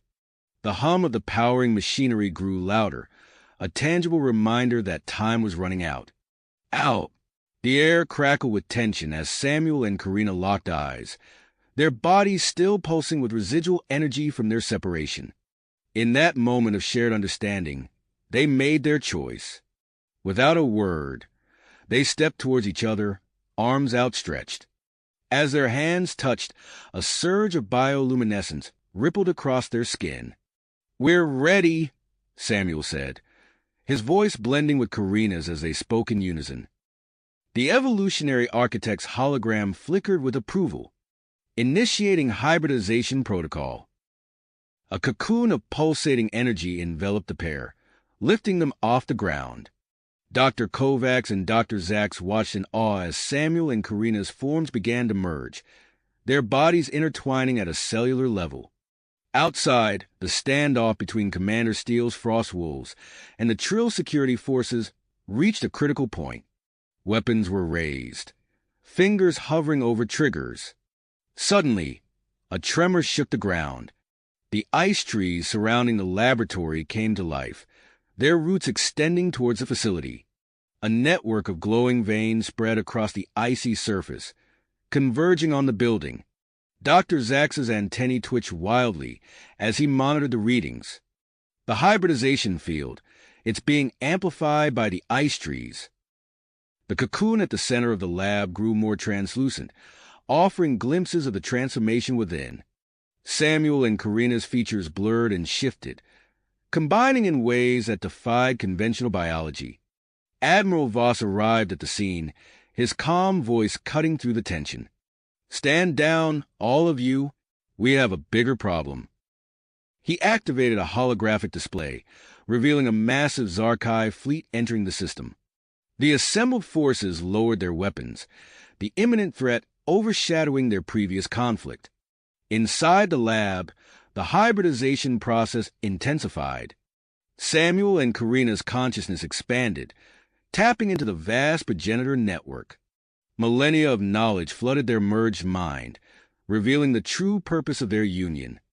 The evolutionary architect's voice resonated through the chamber. "You are to become guardians of balance, bridging the gap between species and technologies." As the process neared completion, a massive surge of energy pulsed outward. The lab's equipment sparked and sputtered, and outside, weapons and communication devices went dead. The energy cocoon cracked, bathing the room in brilliant light. As it faded, a new being stood in its place. Neither Samuel nor Karina, but a perfect synthesis of both. The hybrid entity opened its eyes, which shimmered with an otherworldly intelligence. When it spoke, its voice carried an harmonic quality that seemed to resonate on multiple frequencies. "I am Samarina," it said, addressing the assembled crowd telepathically. "And we must unite for the Zarkai approach." Samarina's gaze swept over the gathered factions, its presence radiating an aura of power and serenity. The hybrid being's body displayed a mesmerizing blend of human and Trill characteristics, with new features hinting at enhanced abilities. Admiral Voss stepped forward, his expression a mix of awe and willpower. "In light of this development and the impending Zarkai invasion, I propose an immediate alliance between humans, Trill, and the Jur Confederacy." Commander Steele, initially hesitant, nodded in agreement. "Samarina's abilities could give us the edge we need." "I'm in." Ambassador Krellax chittered excitedly, his compound eyes reflecting the glow emanating from Samarina. "The Jur Confederacy pledges its full support. We offer our advanced technology to complement the progenitor systems." Samarina smiled, a gesture that somehow conveyed warmth across species boundaries. The hybrid being approached a nearby console, placing a hand on its surface. The progenitor technology hummed to life, interfaces flickering with newfound energy. "I can enhance our defenses," Samarina explained, its voice resonating in the minds of all present. "The ice trees will become our eyes and ears, a network of living sensors and energy conduits." As if in response, the surrounding ice trees pulsed with bioluminescence. Their branches reached skyward, forming intricate patterns that mirrored the constellations above. Dr. Kovacs and Dr. Zaks hurried to their equipment, frantically analyzing the data streaming in. "The ecosystem is evolving at an unprecedented rate," Dr. Kovacs exclaimed. "Samarina's influence is spreading across the entire planet." Outside, the landscape of Glacius Prime began to shift. Ice formations crystallized into complex structures, forming natural fortifications and energy collectors. The planet itself seemed to be preparing for battle. Admiral Voss took charge, coordinating with Samarina to organize the combined forces. Human and Trill ships moved into defensive formations, their systems interfacing with Jur technology in ways previously thought impossible. As the Zarkai fleet drew closer, Samarina's consciousness expanded further. The hybrid being's mind touched the fringes of the invading force, sensing their intentions and strategies. "They seek to overwhelm us with sheer numbers," Samarina communicated to the Allied commanders. "But we have something they do not: unity." The defenders of Glacius Prime took their positions, a diverse array of species and technologies united under Samarina's guidance. The hybrid being stood at the heart of the progenitor laboratory, its form glowing with awe-inspiring power. As the first Zarkai ships entered the atmosphere, Samarina's eyes flashed with dedication. The ice trees pulsed in unison, forming a shimmering barrier that deflected the initial barrage of enemy fire. The battle for Glacius Prime had begun, with the fate of the planet, and perhaps the galaxy, hanging in the balance. Samarina's true potential remained to be seen, a wild card in the conflict that could reshape the very nature of interstellar relations. Politics. The shimmering barrier of ice trees deflected the initial barrage, but the Zarkai ships pressed forward relentlessly. Samarina's eyes flashed with intensity as the hybrid being interfaced directly with the progenitor defense systems. Energy surged through the crystalline structures, enhancing their capabilities far beyond their original design. The ice trees pulsed with newfound power, forming a planet-wide network of living sensors and energy conduits. Admiral Voss, his face illuminated by the glow of holographic displays, turned to Samarina. "We need you at the helm of our defense strategy. Your unique abilities give us an edge we can't afford to waste." Nodding, Samarina followed the Admiral to a newly constructed command center within the towering crystalline spire. The hybrid being's fingers danced across alien consoles, integrating human, Trill, and Jur technologies with unprecedented efficiency. "Incoming." Commander Steele's voice crackled over the comms as the first wave of Zarkai ships breached the atmosphere. Samarina's consciousness expanded, touching every facet of Glacius Prime's defenses. With a thought, the hybrid being activated the enhanced planetary defense grid. Massive energy beams, infused with Samarina's bioenergy, lanced out from hidden emplacements across the planet's surface. The attack struck with devastating precision. Zarkai's ships exploded in brilliant flashes, their debris raining down on the icy landscape below. Those that survived pulled back, regrouping for another assault. In the skies above, Commander Steele led a squadron of Frost Wolves, their advanced exosuits gleaming in the alien light. They engaged a group of Zarkai fighters that had managed to slip through the initial barrage. "Watch your 6, Delta 3. Steele barked, his suit's thrusters flaring as he dove to intercept an enemy fighter. The Frost Wolves wove between crystalline spires and newly formed ice structures, using the transformed terrain to outmaneuver their opponents. On the ground, Dr. Kovacs and Dr. Zax huddled over their instruments, analyzing the flood of data from the ongoing battle. Dr. Zax's antennae twitched excitedly as he made a crucial discovery. "Admiral," he called out, "Samarina's presence is affecting the planet's magnetic field. It's creating localized distortions that interfere with Zarkai targeting systems." Admiral Voss's eyes widened. "Transmit that information to all our forces immediately. It could give us the edge we need." In orbit, Ambassador Krellax coordinated the Jur Confederacy ships, forming a protective barrier around Glacius Prime. Their advanced shielding technology, bolstered by Samarina's enhancements, created an almost impenetrable defense against the Zarkai's long-range weapons. As the battle raged on, Samarina felt a sudden surge of power. The hybrid beings' forms shimmered, briefly separating into Samuel and Karina.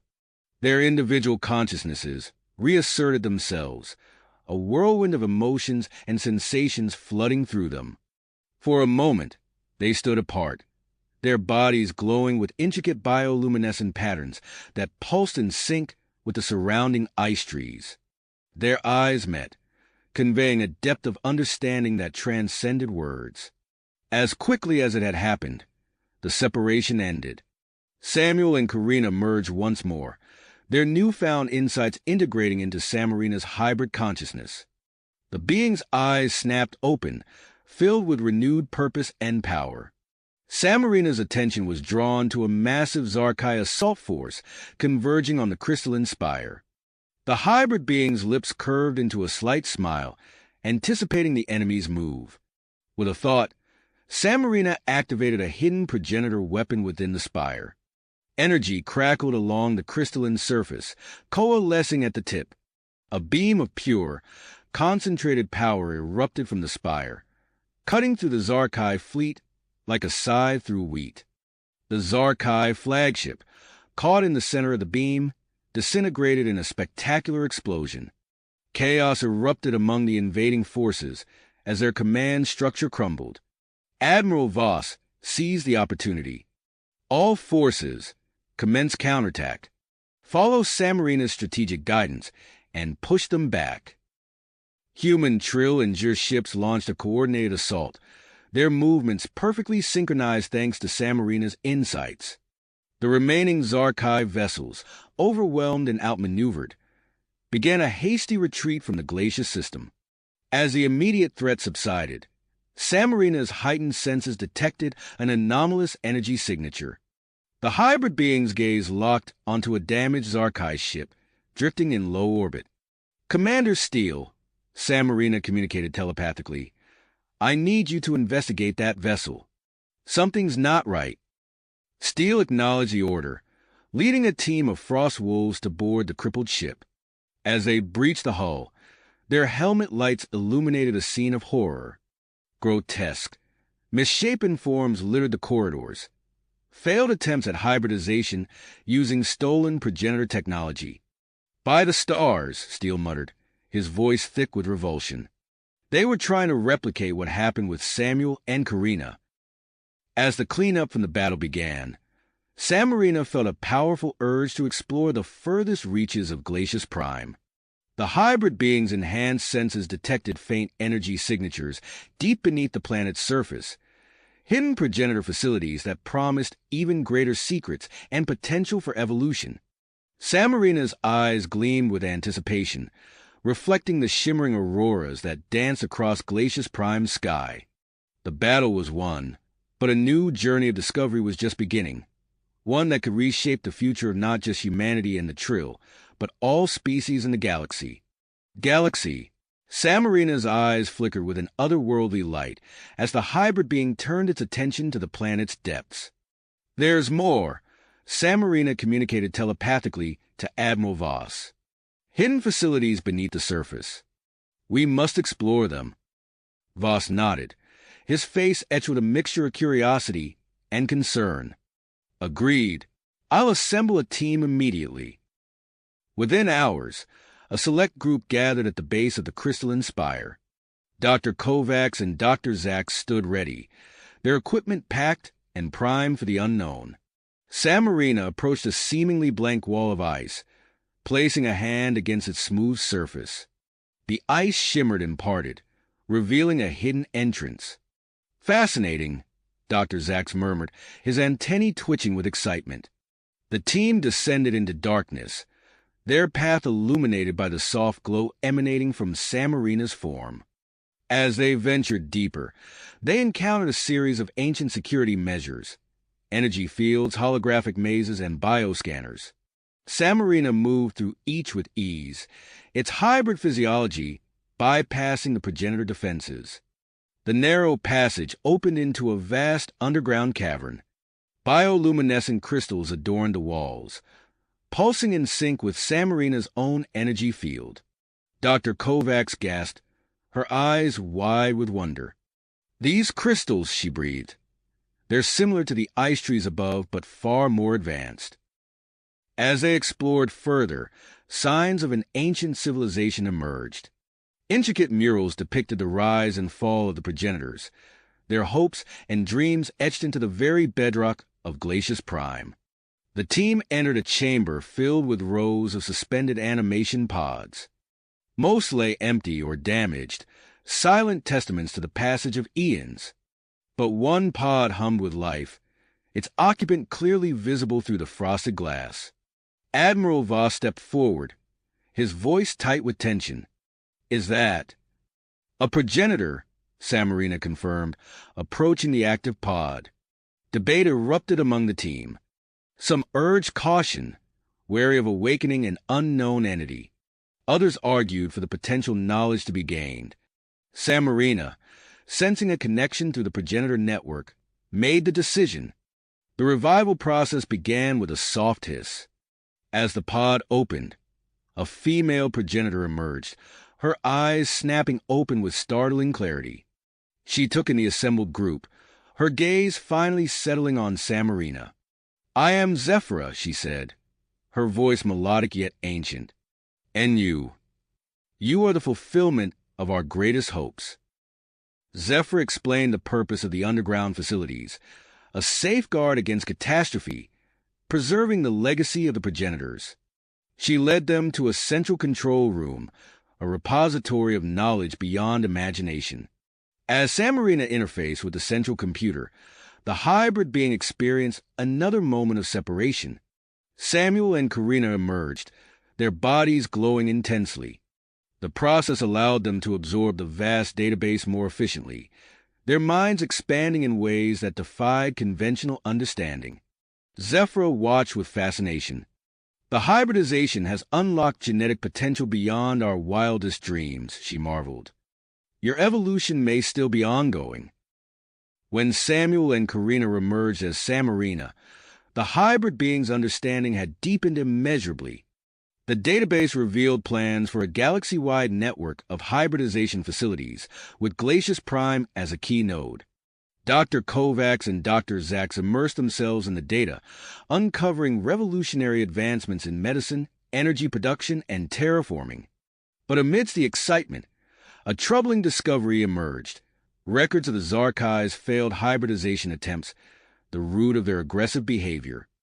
As the team prepared to return to the surface, an ancient security system activated.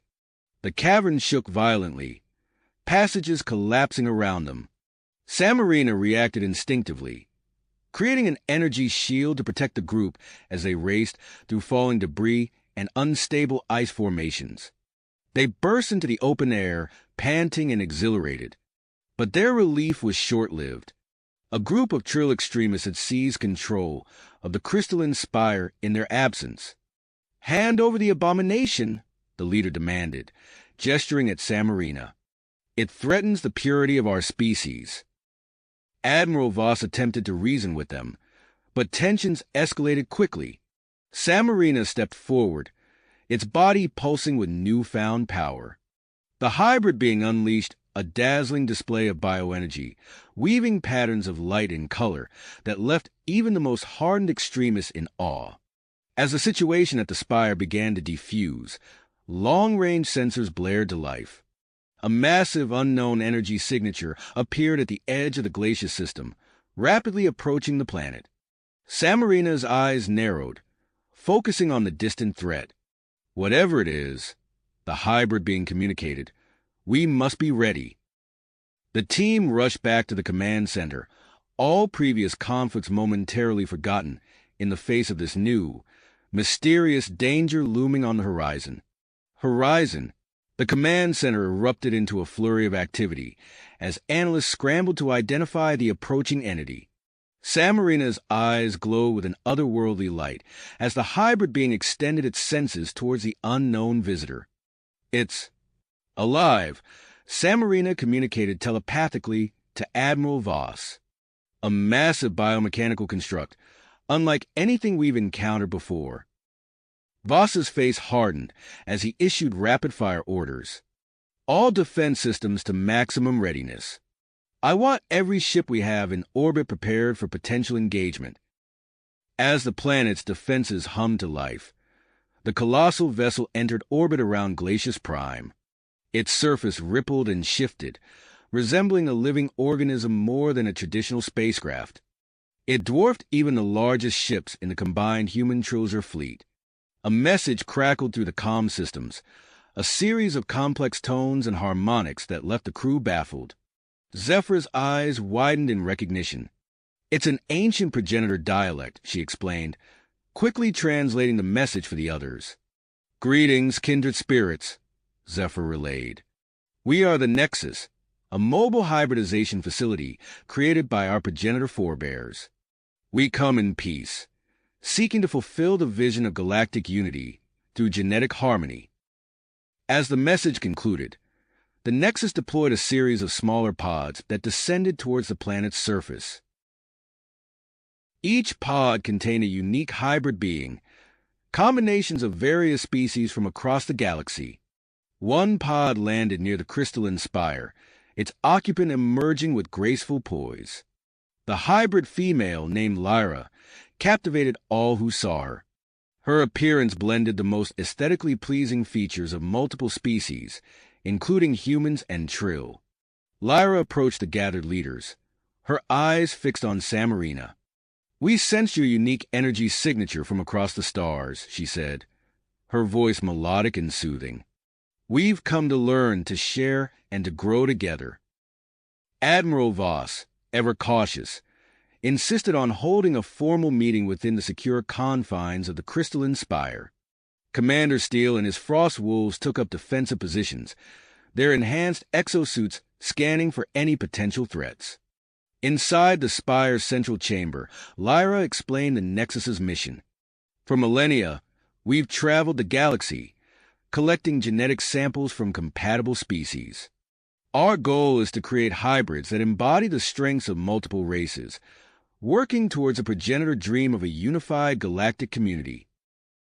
As Lyra spoke, Samarina felt an inexplicable pull towards the Nexus ambassador. Their eyes met, and suddenly, a telepathic link formed between them.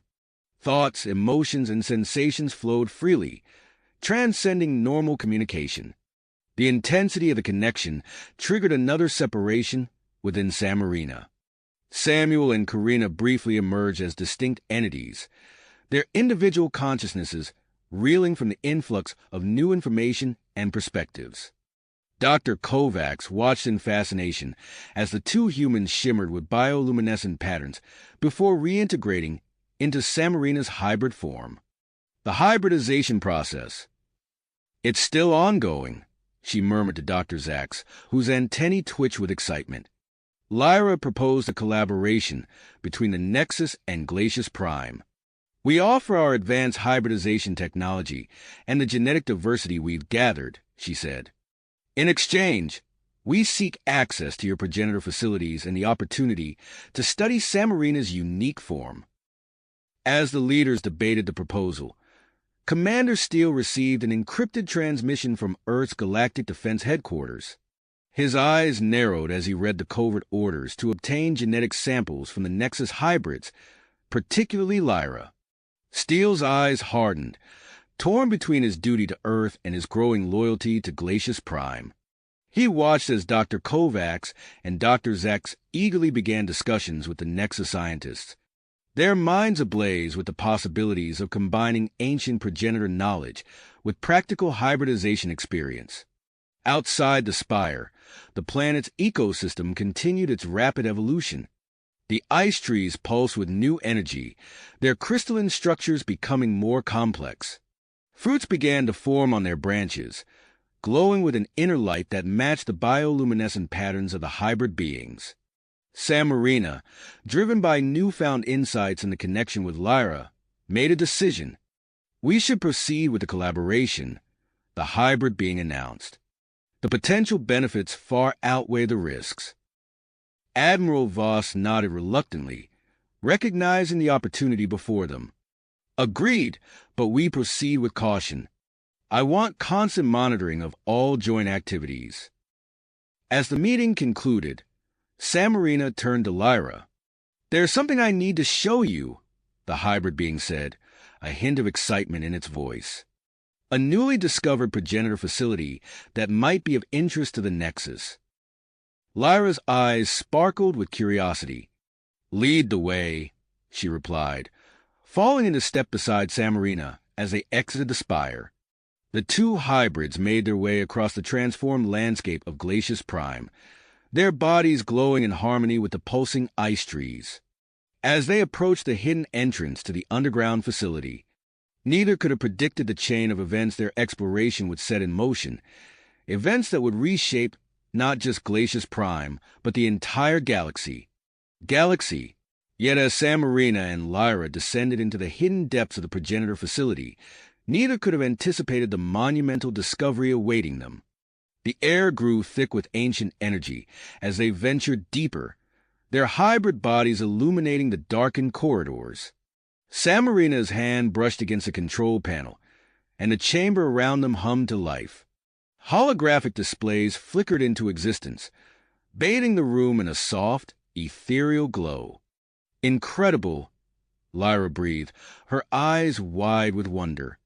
This technology, it's far beyond anything we've seen, even on the Nexus. Samarina nodded, equally awestruck. It seems to be responding to our hybrid energy signatures. As they explored further, their combined presence triggered a series of long-dormant systems. Suddenly, the floor beneath them shifted, revealing a hidden chamber. They cautiously entered, and what they found left them speechless. Row upon row of crystalline structures lined the walls, each pulsing with a faint inner light. Samarina approached one, placing a hand on its cool surface. Information flooded their mind, a torrent of genetic data unlike anything they had encountered before. These are templates, Samarina realized aloud. Genetic blueprints for extinct species from across the galaxy. Lyra's voice quivered with excitement. The potential here. It's beyond imagination. We could restore lost biodiversity, learn from species long vanished from the universe. Their discovery sent shockwaves through the Glacius Prime community. Admiral Voss, recognizing the gravity of the situation, immediately called for an emergency session of the newly formed Glacius Prime Council. The council chamber buzzed with tension as representatives from human, Trill, Jur, and hybrid factions gathered. Admiral Voss stood at the head of the table, his face etched with concern. "We stand at a crossroads," he began. "The genetic archive discovered by Samarina and Lyra presents us with unprecedented opportunities, but also grave responsibilities. We must decide how to proceed." Dr. Kovacs leaned forward, her eyes bright with scientific curiosity. "Think of what we could learn. The evolutionary history contained in those templates could revolutionize our understanding of galactic biodiversity." A Trill counselor raised his hand, spots darkening with agitation. "And what are the risks? We cannot simply resurrect extinct species without considering the consequences. There may be reasons they didn't survive." The debate raged on, with passionate arguments from all sides. Some saw the archive as a chance to right past wrongs, to restore balance to ecosystems long since destroyed. Others feared unleashing forces beyond their control, of playing gods with the very fabric of life itself. As the council deliberated, Commander Steele stood quietly in a corner, his mind racing. The encrypted orders from Earth's Galactic Defense Headquarters burdened immensely on him. He was torn between his duty to Earth and his growing loyalty to Glacius Prime. Unable to bear the burden alone, Steele pulled Dr. Kovacs aside during a brief recess. "I need to speak with you," he whispered urgently. In private, they slipped away to a secluded alcove where Steele revealed the truth about his secret orders. Dr. Kovacs listened intently, her expression a mixture of shock and understanding. "We can't let Earth have unrestricted access to this technology," she said firmly. "But completely withholding information could lead to conflict. We need a middle ground." Together, they formulated a plan to provide Earth with limited genetic data, enough to satisfy their curiosity without compromising the full scope of the hybridization research. It was a delicate balance, but one they both agreed was necessary. Meanwhile, deep within the progenitor facility, Samarina experienced another separation event. Samuel and Karina emerged as distinct entities, their bodies pulsing with intricate bioluminescent patterns. The separation allowed them to process the vast amount of genetic information stored in the archive more efficiently. Lyra, drawn by their unique energy signature, approached the separated pair. Without hesitation, she reached out, her fingers gently brushing against their glowing skin. The moment of contact triggered an unexpected reaction. Energy surged between the three beings, their forms blurring and merging. In a blinding flash of light, they coalesced into a single, tripartite hybrid entity. This new being, which they would later name Samarlyra, possessed a deeper understanding of the hybridization process than any had thought possible. Samarlyra's eyes snapped open, glowing with newfound power and knowledge. Their merged consciousness expanded, processing centuries of genetic data in mere moments. As they explored their new form, the progenitor facility around them thrummed with energy. Long-dormant systems sprang to life, responding to Samarlyra's presence. Holographic displays filled the chamber, revealing the true extent of the progenitor's plans for galactic evolution. It was a vision of a universe teeming with diverse hybrid life, each species building upon the strengths of countless others. The surge of energy from the facility rippled across Glacius Prime. In orbit, the crew of a Zarkai scout ship detected the anomalous readings. Their mandibles clicked with excitement as they relayed the information to their fleet. On the planet's surface, the activation of the progenitor systems triggered a chain reaction in the evolving ecosystem. Ice trees began to spread rapidly, their crystalline roots burrowing deep into the planet's crust. As they tapped into geothermal energy sources, new habitats and microclimates began to form across Glacius Prime. Dr. Zax, monitoring these changes from a research outpost, made a startling discovery. The spreading ice tree network was functioning as a planet-wide communication system, allowing for instantaneous data transfer between hybridization nodes. Fascinating, the Jura scientist chittered, his antennae twitching with excitement. Glacius Prime is becoming a living supercomputer dedicated to genetic research. As the planet continued its rapid transformation, Samarlyra began to separate back into its component parts. Samarina and Lyra found themselves forever changed by the experience. Their bond deepened beyond anything they had known before. Their eyes met, filled with a new understanding and an overwhelming attraction. Without a word, they came together in a passionate embrace, their hybrid bodies intertwining in ways that defied conventional biology. The intensity of their union sent another surge of energy through the planet-wide hybridization network. Across Glacius Prime, dormant hybridization chambers sprang to life, responding to the energy pulse. Within these ancient pods, new hybrid beings began to form, combining genetic material from humans, Trill, and the extinct species templates found in the progenitor archive. As reports of these spontaneous hybridization events reached the council chambers, the already heated debate reached a fever pitch. The future of Glacius Prime hung in the balance, with the potential to become either a cradle of new life forms or the flashpoint for a conflict that could reshape the galaxy.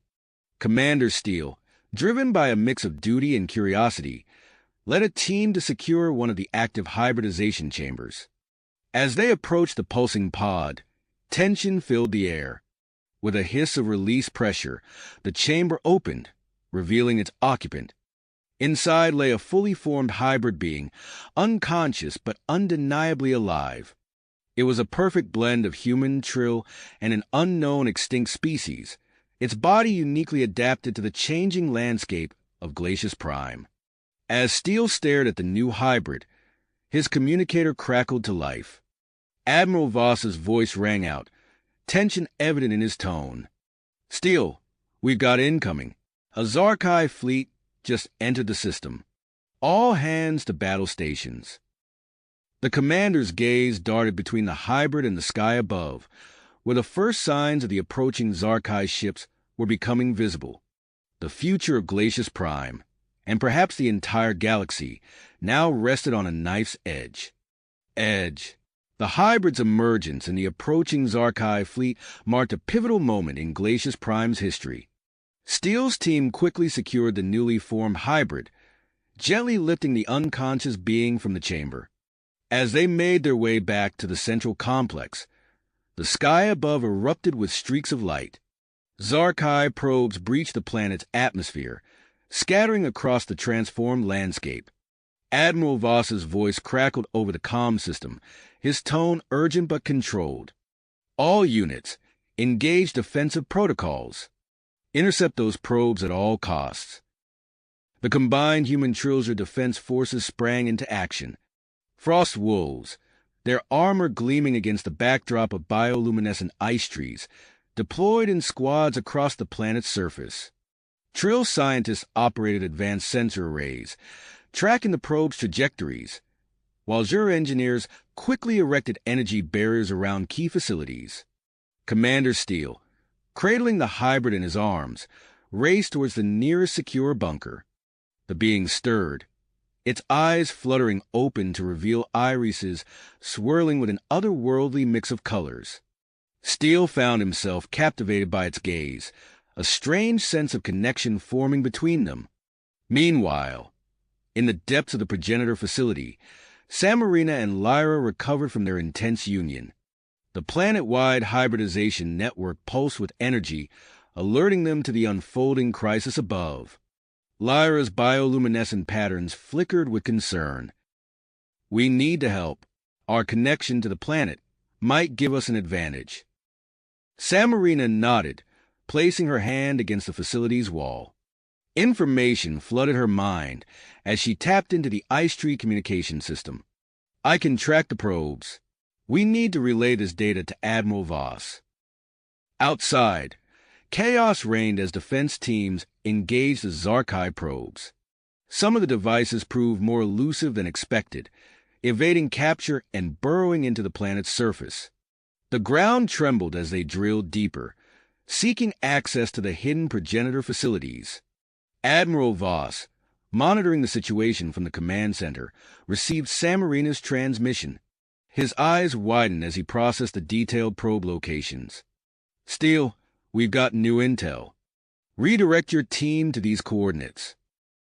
As Steele's squad moved to intercept the drilling probes, Dr. Kovacs and Dr. Zaks huddled over a console in the research lab. The genetic data from the new hybrid scrolled across their screens, revealing an unexpected compatibility. Dr. Zaks chittered excitedly, his antennae twitching. "This is remarkable.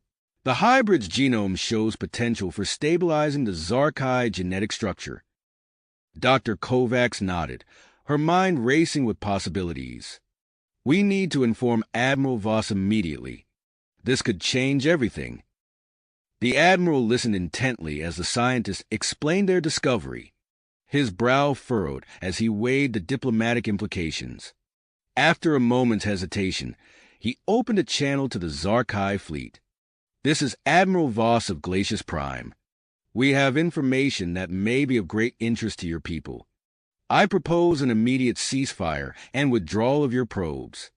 In exchange, we offer to share our findings regarding genetic stabilization." Tense minutes passed as they awaited a response. Finally, the comm system crackled to life. The Zarkai leader's voice, a mix of clicks and humming tones, filled the room. "We are intrigued by your offer, Admiral. We agree to a temporary truce while we verify your claims." As the defense forces stood down, Samarina and Lyra made their way to the chamber housing the new hybrid. They found Steele standing guard, his expression a mix of awe and uncertainty. Lyra approached the hybrid, her hand outstretched. "May we?" Steele nodded, stepping aside. Samarina and Lyra placed their hands on the hybrid's temples, establishing a mental link. Their eyes widened as they delved into its consciousness. "It's awake," Samarina breathed, "and it has a name, Zara." Through their connection, they learned of Zara's inherited knowledge, advanced terraforming techniques that could potentially stabilize Glacius Prime's rapidly changing ecosystem. Excited by this discovery, they carefully brought Zara out of stasis. As Zara regained consciousness, its body began to shift and change. Steele and the others watched in amazement as the hybrid's form settled into a breathtakingly beautiful blend of human, trill, and unknown alien features. Zara's eyes, now fully open, scanned the room before settling on Samarina and Lyra. When it spoke, its voice was melodious and otherworldly. "I sense great change. How may I assist?" Before they could respond, Commander Steele's communicator buzzed. He stepped away to answer, his face growing pale as he listened to the transmission from Earth's Galactic Defense Headquarters. As Steele absorbed the implications of his new orders, he realized he faced a crucial decision. The fate of Glacius Prime, and perhaps the entire galaxy, hung in the balance. With a deep breath, he turned back to the group, ready to reveal the truth and face the consequences of his choice. Choice.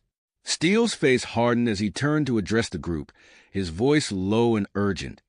"We've got a situation. Earth's Galactic Defense Headquarters has ordered me to seize control of the hybridization technology and secure Glacius Prime for Earth's interests. They're concerned about the potential threat this power poses to humanity." The news sent shock waves through the room. Samarina's eyes met Lyra's, a silent understanding passing between them. They knew they had to act quickly to prevent a disaster. Zara, sensing the tension, spoke up. "There may be another way. I have knowledge of the progenitor systems that could help us demonstrate the true potential of hybridization." Samarina nodded, her mind racing. "We need to show them that this technology isn't a threat, but a solution. A way to bring species together rather than drive them apart." Lyra's bioluminescent patterns pulse with excitement. "The hybridization network. We could use it to create a controlled environment, a living example of what's possible."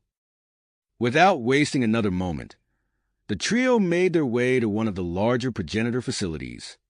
As they entered, Samarina and Lyra placed their hands on the control interface, their hybrid physiology allowing them to connect directly with the ancient systems.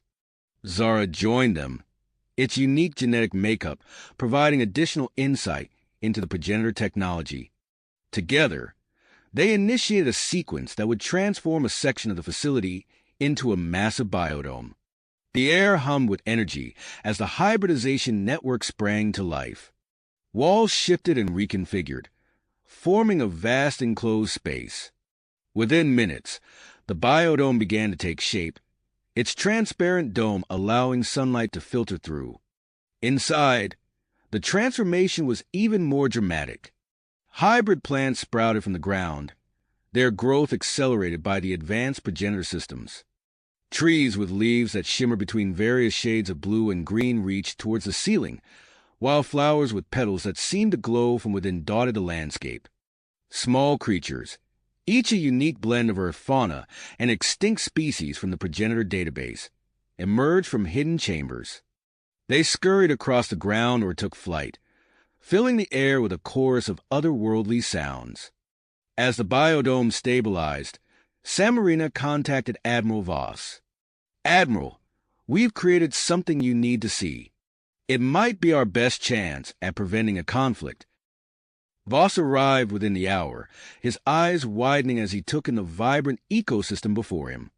"This is incredible," he breathed, watching as a butterfly with crystalline wings fluttered past. Seizing the opportunity, Samarina explained their plan. "We need to invite representatives from all parties to witness this. The Zarkai, Earth, everyone. Let them see what hybridization can truly offer." The Admiral nodded, immediately grasping the potential. He began making calls, arranging for delegates to arrive as quickly as possible. As word spread, the first representatives began to appear. Dr. Kovacs and Dr. Zaks set up a temporary research station within the biodome, eager to study the hybrid life forms up close. The Zarkai were among the last to arrive. Their envoy, Krelthor, entered the dome with visible trepidation, his insectoid features twitching nervously. Samarina and Lyra stepped forward to greet the delegates.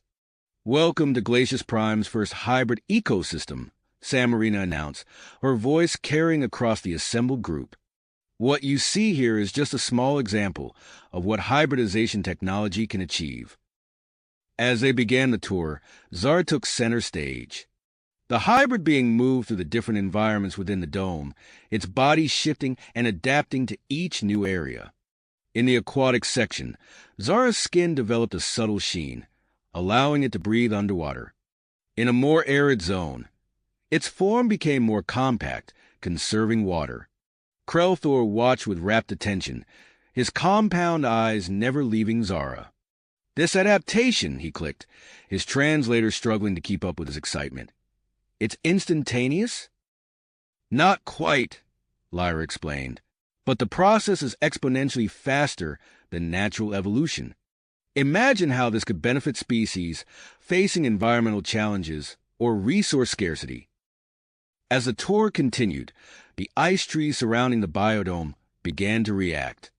Their bioluminescent glow intensified, creating a spectacular light show visible even from orbit. The Zarkai fleet, still in position above the planet, lowered their shields, momentarily captivated by the display.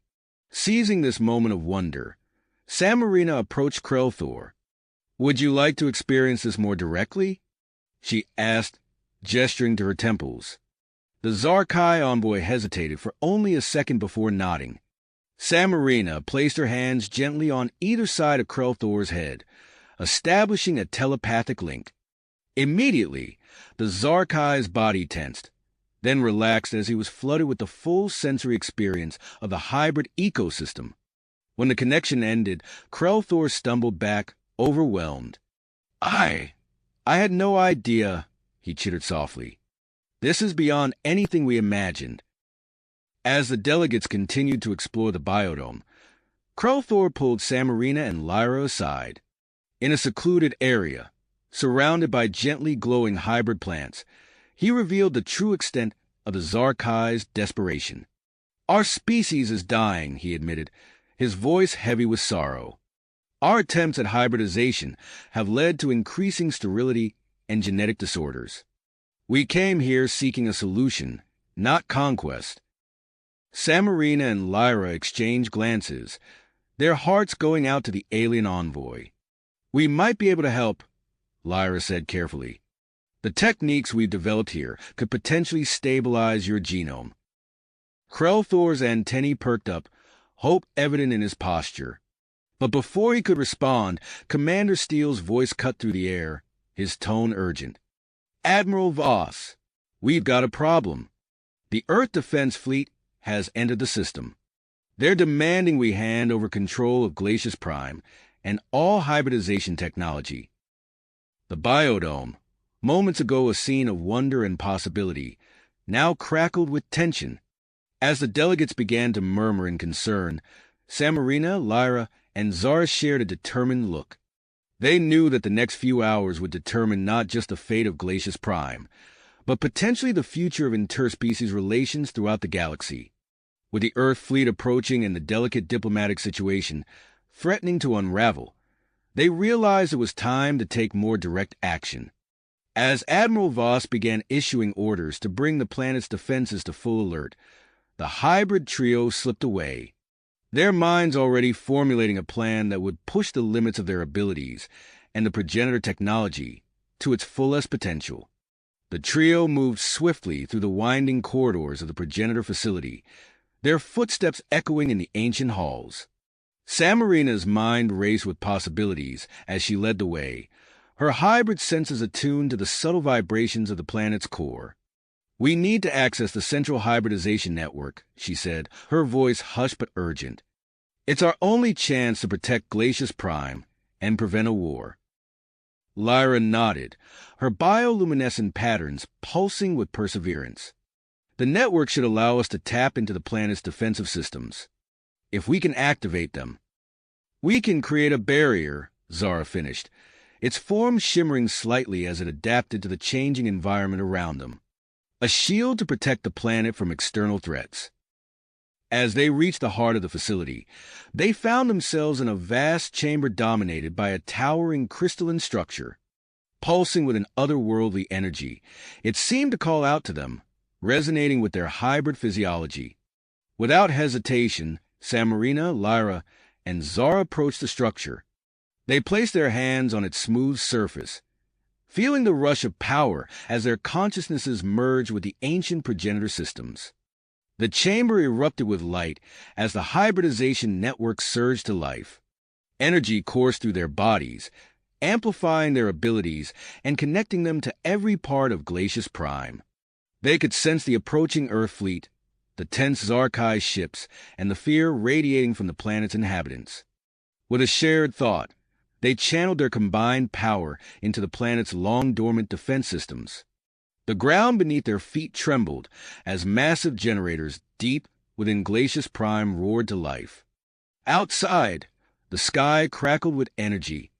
A shimmering, translucent barrier began to form, spreading rapidly across the planet's atmosphere. Within minutes, Glacius Prime was encased in an impenetrable shield, its surface rippling with iridescent patterns. Aboard the lead ship of the Earth fleet, Admiral Helena Holmes stared in disbelief at the sensor readings. "What in the name of?" she muttered, watching as her tactical display lit up with warnings. "All ships, hold position. Do not engage that barrier." The fleet ground to a halt, their weapon systems powering down as the crews realized the futility of any attack. Admiral Holmes turned to her communications officer. "Get me a channel to Glacius Prime. Now." Meanwhile, in orbit above the planet, the Zarkai ships reacted with a mix of awe and trepidation. Krelthor, observing from the bridge of the flagship, felt a surge of hope. This display of power confirmed what he had begun to suspect. Glacius Prime held the key to his species' survival. Without wasting a moment, Krelthor opened a channel to his superiors. "Esteemed leaders," he began, his mandibles clicking with excitement, "I urge you to reconsider our approach. The beings on this planet have demonstrated capabilities far beyond our expectations. They offer us hope for our genetic salvation. As the Zarkai leadership deliberated, Admiral Voss seized the opportunity presented by this moment of calm. He quickly organized an emergency summit, inviting representatives from all parties to convene in the biodome. Within hours, the vast hybrid ecosystem was filled with a diverse array of beings. Humans in crisp military uniforms stood alongside Chitina's Zarkai, while various factions from Glacius Prime mingled uneasily in the lush surroundings. As tension filled the air, the entrance to the biodome slid open. All eyes turned to see Samarina, Lyra, and Zara enter, their forms radiating an otherworldly energy. The assembled delegates gasped, some in fear, others in wonder. Zara stepped forward, its body shimmering as it began to shift. In a breathtaking display, it adopted features from various species present: the compound eyes of a Zarkai, the bioluminescent patterns of a Trill, the bipedal form of a human. The transformation was fluid, seamless, a living demonstration of hybridization's potential. "Esteemed delegates," Samarina began, her voice carrying easily through the biodome, "what you see before you is not a threat, but a promise. A future where the strengths of all species can be combined, where the challenges we face can be overcome through unity and adaptation." As she spoke, Dr. Kovacs and Dr. Zaks approached, their arms laden with data pads. "We've compiled our research on the biodome experiment," Dr. Kovacs announced, her eyes gleaming with excitement. "The results are nothing short of revolutionary." Dr. Zaks chittered in agreement, his antennae twitching as he activated a holographic display. "Observe the accelerated growth rates, the enhanced resilience to environmental stressors, the potential for solving resource scarcity." The delegates leaned in, their earlier hostility forgotten as they became engrossed in the data. Admiral Holmes, her earlier skepticism fading, found herself intrigued by the possibilities. "This technology," she mused aloud, "it could revolutionize our deep space exploration programs." Krelthor, emboldened by the positive reception, stepped forward. "On behalf of the Zarkai, I formally request assistance in stabilizing our species' genome," he announced, his voice trembling slightly. "In exchange, we offer our advanced spacefaring technology to aid in the defense and exploration of Glacius Prime." As the summit continued, the ice trees surrounding the biodome began to react to the surge of hybrid energy. Their bioluminescent glow intensified, casting a soft, ever-changing light over the proceedings. Unnoticed by the delegates, small fruits began to form on the branches, pulsing with an inner light. Commander Steele, seeking to make amends for his earlier actions, approached Admiral Voss. "Sir," he said, standing at attention, "I'd like to volunteer as a liaison between Earth and the hybrid community.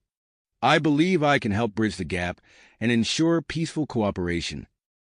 As the negotiations progressed, Samarina felt a sudden, intense urge course through her body. She glanced at Lyra, seeing her own desire reflected in her partner's eyes. The heightened emotions of the summit, combined with their deep connection to the planet's hybrid energies, had triggered something primal within them. Discreetly, they slipped away from the biodome, their bodies beginning to glow with intricate, pulsing patterns. They made their way to a secluded grove of ice trees, their hearts racing with anticipation. As Samarina and Lyra's intimate moment began, unbeknownst to them, their union was about to set in motion events that would shape the future of not just Glacius Prime, but the entire galaxy. The hybridization network hummed with energy, ancient systems deep beneath the planet's surface stirring to life, ready to usher in a new era of interspecies cooperation and advancement. Evolutionary advancement. The energy from their union pulsed through the hybridization network, setting off a chain reaction that would reshape Glacius Prime and beyond. In the weeks that followed, the planet underwent a remarkable transformation. The summit's resolutions led to an unprecedented era of cooperation and development. New research facilities and living quarters sprouted across the landscape, their architecture a blend of various species designs. Lyra's body began to change as her pregnancy progressed. Her skin glowed with intensifying bioluminescent patterns, casting a soft light wherever she went. Dr. Kovacs and Dr. Zaks hovered nearby, their eyes wide with fascination as they documented every stage of this unique gestation. The field development is accelerating at an unprecedented rate, Dr. Kovacs murmured, studying the holographic readouts. The genetic markers are extraordinary. Dr. Zaks chittered in agreement, his antennae twitching with excitement. The hybridization process has created something truly remarkable. This child could be the key to understanding the full potential of our work. Deep beneath the planet's surface, ancient machinery hummed to life. In vast chambers untouched for millennia, incubation pods pulsed with energy. Within them, new life forms took shape, their DNA a complex tapestry of human, trill, and long-extinct species. Admiral Voss stood before the first batch of these new hybrids as they emerged from their pods. Fully grown and possessing cognitive abilities far beyond expectations, they blinked in the light of their new world. "Welcome, Primogens," Voss said, his voice filled with a mix of awe and apprehension. "You are the dawn of a new era for Glacius Prime." He turned to Commander Steele, who stood at attention nearby. "Commander, I'm assigning you to oversee their integration. Work with them, learn from them. They may be our greatest asset in the challenges to come." Steele nodded, his eyes fixed on the Primogens. "Understood. Sir, I'll do my best to help them adjust to life here." Meanwhile, in the medical wing, Krelthor lay on an examination table, his chitinous body gleaming under the bright lights. Dr. Kovacs carefully administered the hybridization treatment, infusing his system with stabilizing genes from the Glacius Prime database. As the procedure concluded, Krelthor's form began to shift. His exoskeleton softened slightly, taking on a more flexible quality. His compound eyes gained new facets, enhancing his vision. He flexed his newly transformed limbs, mandibles clicking in astonishment. "How do you feel?" Dr. Kovacs asked, running a scanner over his body. "I feel." "Ho!" Krelthor responded, his translator conveying a sense of wonder. "For the first time in generations, I believe our species has a future." Word of Krelthor's successful transformation spread quickly among the Zarkai. Soon, a steady stream of volunteers arrived, eager to undergo the stabilization process. The influx of diverse species to Glacius Prime brought new challenges and opportunities. Admiral Helena Holmes, newly appointed as Earth's ambassador to the planet, worked tirelessly to integrate human scientists and explorers into the various research initiatives. "Our focus," she explained during a briefing, "will be on applications of hybridization technology for space exploration and colonization of harsh environments. The potential benefits for humanity are immeasurable." As the planet's population grew more diverse, Zara found a new purpose. Using her shape-shifting abilities, she moved fluidly between different groups, adopting forms that put each species at ease. Her efforts fostered understanding and prevented conflicts before they could arise. The ice trees, ever responsive to the changes around them, continued to evolve. Their fruit, now rich in adaptive genetic material, became a valuable resource. Harvesting teams, composed of various species working in harmony, carefully collected the glowing produce. As Lyra's pregnancy reached its final stages, she and Samarina retreated to a specially prepared birthing chamber within the central progenitor facility. The ancient walls pulsed with energy, responding to the impending arrival of a new hybrid life. Samarina held Lyra's hand, her own body resonating with the chamber's power. "You're doing great," she whispered, her voice filled with love and anticipation. Lyra's body arched as a contraction swept through her. The chamber's energy spiked, and a wave of power surged through the planet's hybridization network. Across Glacius Prime, the effects were immediate and dramatic. Ice trees burst into accelerated growth, their branches reaching skyward. Hidden progenitor structures emerged from beneath the ice, revealing previously unknown research facilities and living spaces. In the birthing chamber, Lyra gave a final push. A burst of light filled the room, momentarily blinding Samarina and the medical team.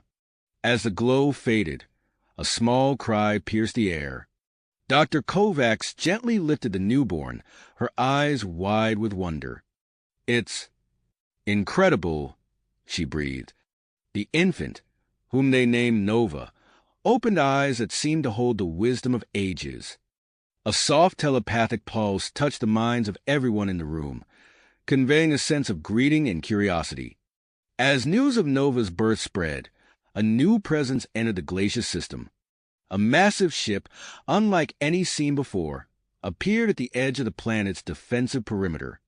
Its design was both organic and mechanical, suggesting technology far beyond current understanding. A communication request came through, and Admiral Voss hastily convened the Glacius Prime Council. On the main view screen, a being appeared. Its form was difficult to comprehend, seeming to shift and change even as they watched. "I am Zorax," the being announced, its voice resonating oddly in their minds. "We have traveled far, drawn by the awakening of this world. We bring knowledge of the progenitor's ultimate plan for galactic evolution." The council chamber erupted in a flurry of whispers and exclamations. Admiral Voss raised a hand for silence, his face grave. "Zorax," he said carefully, "we welcome you to Glacius Prime. However, given the sensitive nature of our work here, we must insist on certain security protocols for your arrival." As preparations for Zorax's landing began, tension filled the air. Commander Steele assembled a joint security force, bringing together humans, Trill, Zarkai, and Primogens. They gathered at the designated landing zone, weapons at the ready but set to non-lethal modes. The massive ship began its descent through Glacius Prime's atmosphere. As it neared the surface, the planet's hybrid defense systems suddenly activated. A shimmering energy field materialized around the landing zone, its patterns reminiscent of ancient progenitor designs. Steele's comm link crackled to life. "Commander," Admiral Voss's voice came through, tense with concern. The defense system activated automatically. "It seems to recognize something about Zorax's ship." As the ship touched down, its hull rippling like liquid metal, Steele and his team stood ready. The landing ramp extended, and a figure emerged from the swirling mist within. Xylia's energy form manifested on their bridge, her thoughts a cascade of light and color. "We will accompany you," Nova translated. "Our combined knowledge may be crucial in deciphering the progenitor's legacy." Steele nodded, then gave the command to engage.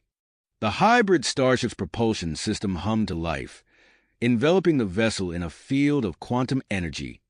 In an instant, they were gone, leaving only a ripple in the fabric of space-time. Back on Glacius Prime, the departure of the two ships triggered a surge of activity. The planet's surface roiled as ancient progenitor facilities burst from beneath the ice. Massive structures, long dormant, rose into the sky, their crystalline facades pulsing with renewed energy. Dr. Helena Holmes, standing at the entrance to one such facility, felt a thrill of excitement course through her. "This is it," she said to her team of volunteers. "Are you ready to make history?" The scientists nodded, their faces a mix of anticipation and nervousness. They followed Dr. Holmes into the facility, where hybridization chambers awaited them. As they entered the sleek, pod-like structures, the air hummed with potential. "Initiating hybridization sequence," Dr. Holmes announced, her voice steady despite the gravity of the moment. The pod sealed, and a soft glow emanated from within. Meanwhile, deep in space, the hybrid starship hurtled through the cosmos. The vessel existed in a state of quantum flux, simultaneously occupying multiple points along its trajectory. Inside, the crew marveled at the impossible view outside their windows, streaks of light and color that defied conventional physics. Nova's consciousness expanded to encompass the entire ship. She felt every system, every molecule of its structure, as if it were an extension of her own body. "Fascinating," she murmured. "The ship is adapting to the quantum state, optimizing our trajectory in real time." Samarina and Lyra moved to opposite sides of the bridge, their hybrid charged bodies enhancing the ship's sensory capabilities. As they focused their energy, bioorganic tendrils sprouted from the ship's hull, extending the crew's perceptions far beyond the vessel's physical boundaries. "I'm detecting subtle variations in the fabric of space-time," Lyra reported, her eyes closed in concentration. "It's like a map of quantum currents." Samarina nodded in agreement. "We can use these currents to navigate more efficiently. Nova, can you interface with the propulsion system to make the necessary adjustments?" Nova's form shimmered as she complied, fine-tuning the ship's trajectory within human precision. The journey that should have taken years was unfolding in a matter of hours. Suddenly, Commander Steele tensed. His enhanced senses had detected an anomaly in their wake. "There's something following us," he announced, his voice tight with concern. "I can't get a clear reading, but it's matching our course corrections." The crew sprang into action, initiating a series of evasive maneuvers. The hybrid starship responded instantly, its form shifting and twisting in ways that defied conventional spaceflight. They weaved through the quantum currents, executing complex trajectories that would have torn a normal ship apart. As they neared their destination, a massive structure loomed before them. The progenitor outpost hung suspended in an asteroid field, its interconnected modules pulsing with energy. The hybrid starship decelerated, dropping out of its quantum state as it approached the ancient facility. "Initiating docking procedures," Steele announced, his hands dancing over the control panel. The ship's hull reconfigured itself, extending organic metallic tendrils that latched onto the outpost's docking ports. As the connection was established, Nova gasped. Her eyes widened, glowing with an intense inner light. "The data," she whispered, her voice filled with awe. "It's overwhelming. The progenitor's plans, the galactic challenge. It's all here." The crew gathered around her, eager for answers. But before Nova could elaborate, a proximity alarm blared. The pursuing vessel had caught up with them, dropping out of quantum flux uncomfortably close to their position. "Zarkai design," Steele growled, recognizing the ship's configuration. "But not one of Krelthor's. This could be trouble." As the crew of the hybrid starship prepared to confront this new threat, the progenitor outpost pulsed with awakening energy. Whatever secrets lay within its ancient halls, it was clear that accessing them would not be as simple as they had hoped. The stage was set for a confrontation that would shape the future of not just Glacius Prime, but the entire galaxy. With the hybrid starship docked at the progenitor outpost and an unknown Zarkai vessel closing in, the crew faced a critical moment. The knowledge they sought lay tantalizingly close, but danger lurked on all sides. Commander Steele's enhanced senses heightened his awareness of the impending danger, and he knew they had to act quickly. "Nova, can you establish a connection with the outpost systems?" Steele asked, his voice taut with urgency. Nova nodded, her eyes glowing with an otherworldly light. "I'll try, Commander." As Nova interfaced with the ancient facility, Steele turned to the rest of his team. "Samarina, Lyra, you're with me. We need to explore this outpost and gather as much information as we can before that Zarkai ship reaches us." The team moved swiftly through the airlock, which seemed to recognize their hybrid physiology, adapting seamlessly to allow them passage. As they entered the outpost, they found themselves in a vast chamber filled with towering crystalline structures that pulsed with stored data. Nova's consciousness expanded, connecting with the outpost's central control panel. Her fingers danced across the alien interface, and suddenly, the chamber came to life. A holographic display materialized, filling the air with a shimmering map of the galaxy. "Incredible," Samarina breathed, her eyes wide with wonder. "Are those other progenitor outposts?" Nova confirmed, her voice resonating with newfound knowledge. "And hybrid experiment sites. The scale of their operation is staggering." As the team marveled at the galactic map, Steele's enhanced hearing picked up a faint humming. He motioned for the others to follow him down a corridor, where they discovered a chamber filled with sleek stasis pods. Lyra approached one of the pods, her hand hovering over its surface. "There are life signs inside," she reported, her voice hushed with awe. "Alien species. I've never seen anything like them." Steele nodded, quickly assessing the situation. "These could be invaluable. We need to prepare them for transport back to the ship." As the team began the delicate process of securing the stasis pods, Samarina and Lyra suddenly stiffened. Their bodies began to emit a pulsating bioluminescent glow, reminiscent of their earlier union. "What's happening?" Steele asked, concern evident in his voice. Before either could respond, the energy surged from their bodies' activated dormant systems within the outpost. Previously hidden doorways materialized along the walls, offering tantalizing glimpses of unexplored chambers.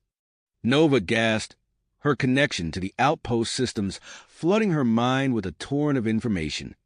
"The Galactic Challenge," she whispered, her eyes wide with realization. "It's not what we thought. A cosmic event is coming, one that will bathe the galaxy in intense radiation. The progenitors' hybridization experiments. They were preparing us for this." Steele's mind raced with the implications. "We need to gather everything we can. Nova, start transferring the data to the ship. Samarina, Lyra, help me with these stasis pods. We're taking them with us."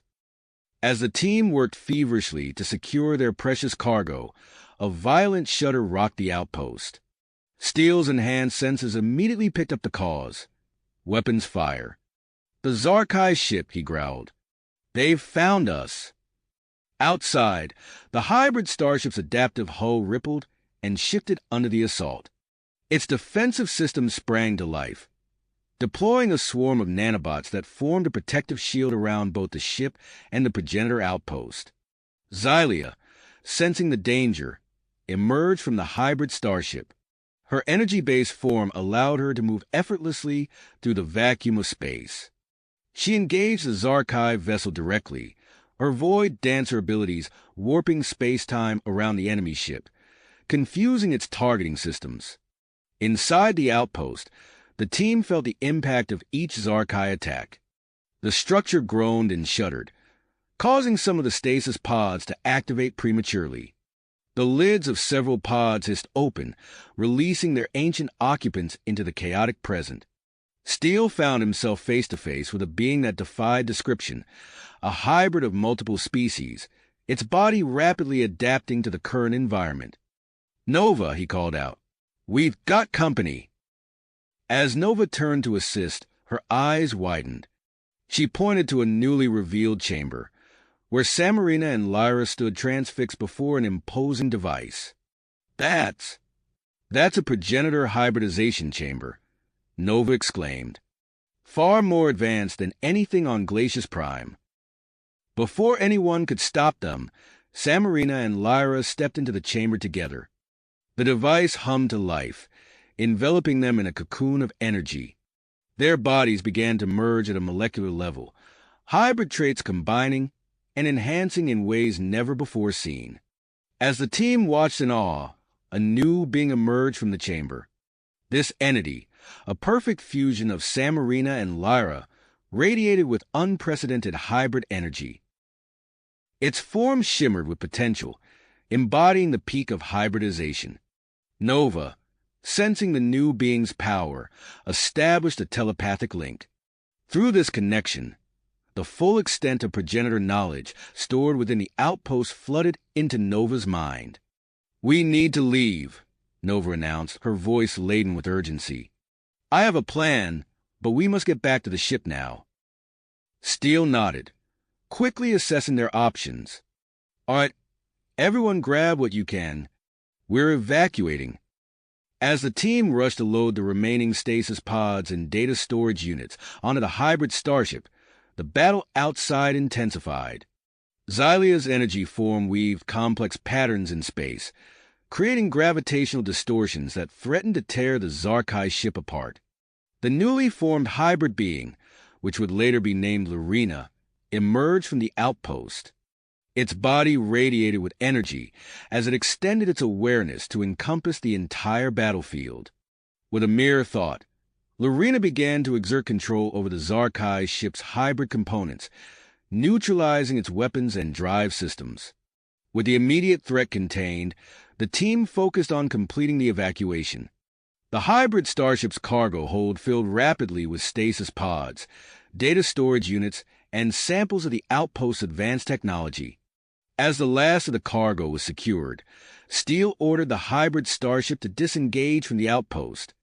The vessel detached, its hull reconfiguring to accommodate the new additions.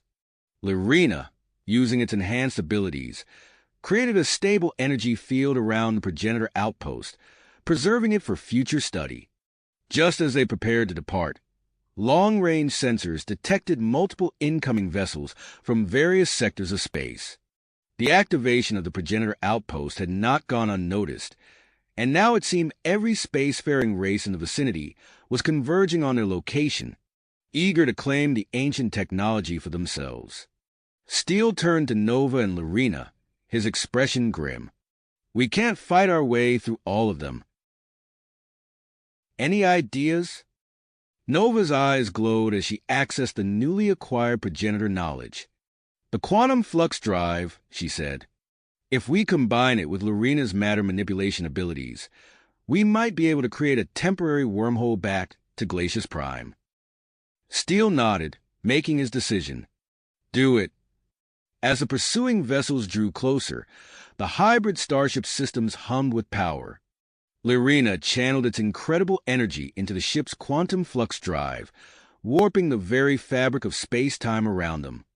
A swirling vortex of energy formed before the ship, a wormhole that would take them directly back to Glacius Prime. As they plunged into the spatial anomaly, Steele couldn't help but wonder what changes awaited them on their home world, and how the knowledge they'd acquired would shape the future of not just their planet, but the entire galaxy.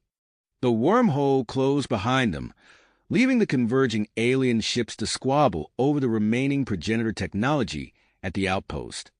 But Steele knew this was a long way to go. The cosmic event was coming, and they had to prepare. The race against time had only just begun. As the hybrid starship emerged from the wormhole, the familiar blue-white orb of Glacius Prime came into view. But something was different. The planet's surface was a tapestry of colors and patterns that hadn't existed when they left. "That can't be right," Steele muttered, his enhanced eyes narrowing as he studied the readouts. "According to these instruments, we've been gone for years." Nova's eyes widened as she processed the data streaming through her connection with the ship's systems. "The wormhole must have caused a time dilation effect. We've experienced relativistic time displacement." As they approached the planet, the changes became more apparent.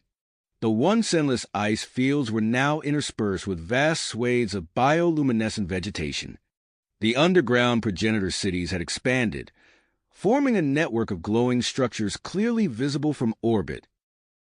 "It's beautiful," Lorena whispered, her merged form still pulsing with energy from their recent transformation. The hybrid starship entered the atmosphere, its adaptive hull reconfiguring to handle the descent.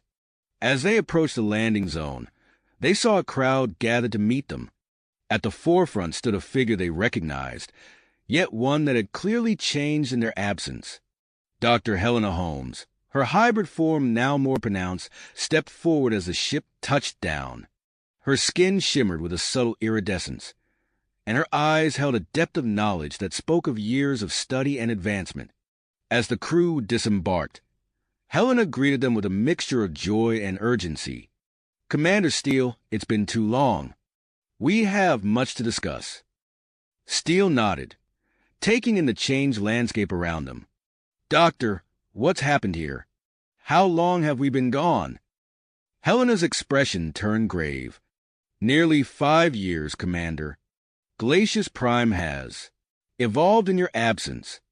We've become a hub for interstellar diplomacy. Representatives from dozens of alien races have come seeking to participate in the hybridization process." The crew exchanged shocked glances as they began to grasp the scale of the changes they'd missed. "We need to offload our cargo immediately," Steele said, gesturing to the ship. "We've brought back specimens and data from a progenitor outpost. It's vital we get them to a secure facility." Helena nodded, her eyes lighting up with scientific curiosity. "We've prepared for your return. A new research complex has been constructed to house any artifacts or specimens you might bring back." As they began the process of transferring the stasis pods and data storage units, Lorena suddenly doubled over, her body racked with spasms. Energy crackled across her skin as her form shifted and changed. "What's happening to her?" Steele demanded, moving to support the merged being. Nova, her mind interfacing with Glacius Prime's expanded network, gasped as understanding dawned. "She's still adapting. The merged form is unstable, continuing to evolve and develop new abilities."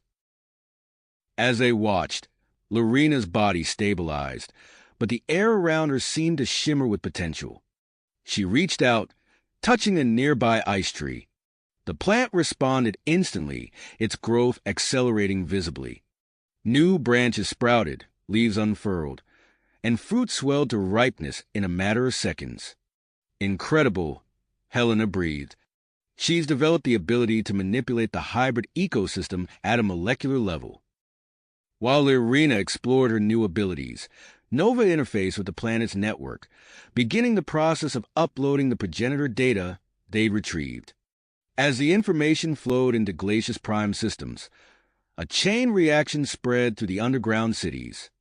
Dormant progenitor technology activated, further advancing the planet's capabilities. Steele, ever mindful of security, turned to Helena. "What about our defenses? With all these alien races coming and going, we need to be prepared for any threats." Helena nodded, gesturing to the horizon where massive structures were rising from the ice.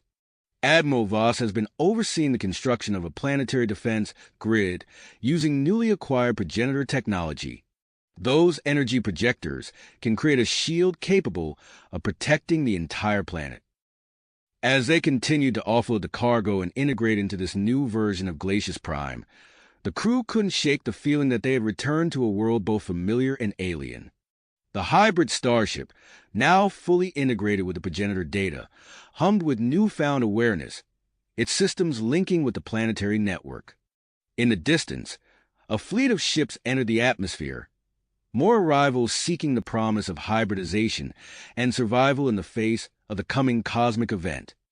The crew of the hybrid starship exchanged determined looks, knowing that their journey was not nearly finished. The challenges ahead would test not just their newfound abilities, but the very foundations of the hybrid society they had helped create. The influx of new arrivals continued as ships carrying diverse species sought sanctuary on Glacius Prime. As the crew of the hybrid starship watched the newcomers descend through the atmosphere, a sudden tremor shook the ground beneath their feet. "What was that?" Steele asked, his enhanced senses on high alert. Before anyone could respond, massive energy projectors erupted from the ice, their emergence accompanied by a deafening roar. The structures, previously hidden beneath the surface, rose to towering heights, dwarfing even the tallest buildings in the nearby settlements. Nova's eyes widened as she interfaced with the planetary network. "The defense systems are activating automatically," she reported. "They're detecting the first waves of the cosmic event." As if on cue, the energy projectors hummed to life, emitting beams of intense light that converged high above the planet. The beams coalesced into a shimmering dome of energy that enveloped Glacius Prime, its surface rippling with iridescent patterns. The activation of the shield caused an immediate and unexpected side effect. Communication systems across the planet sputtered and died, plunging Glacius Prime into an eerie silence.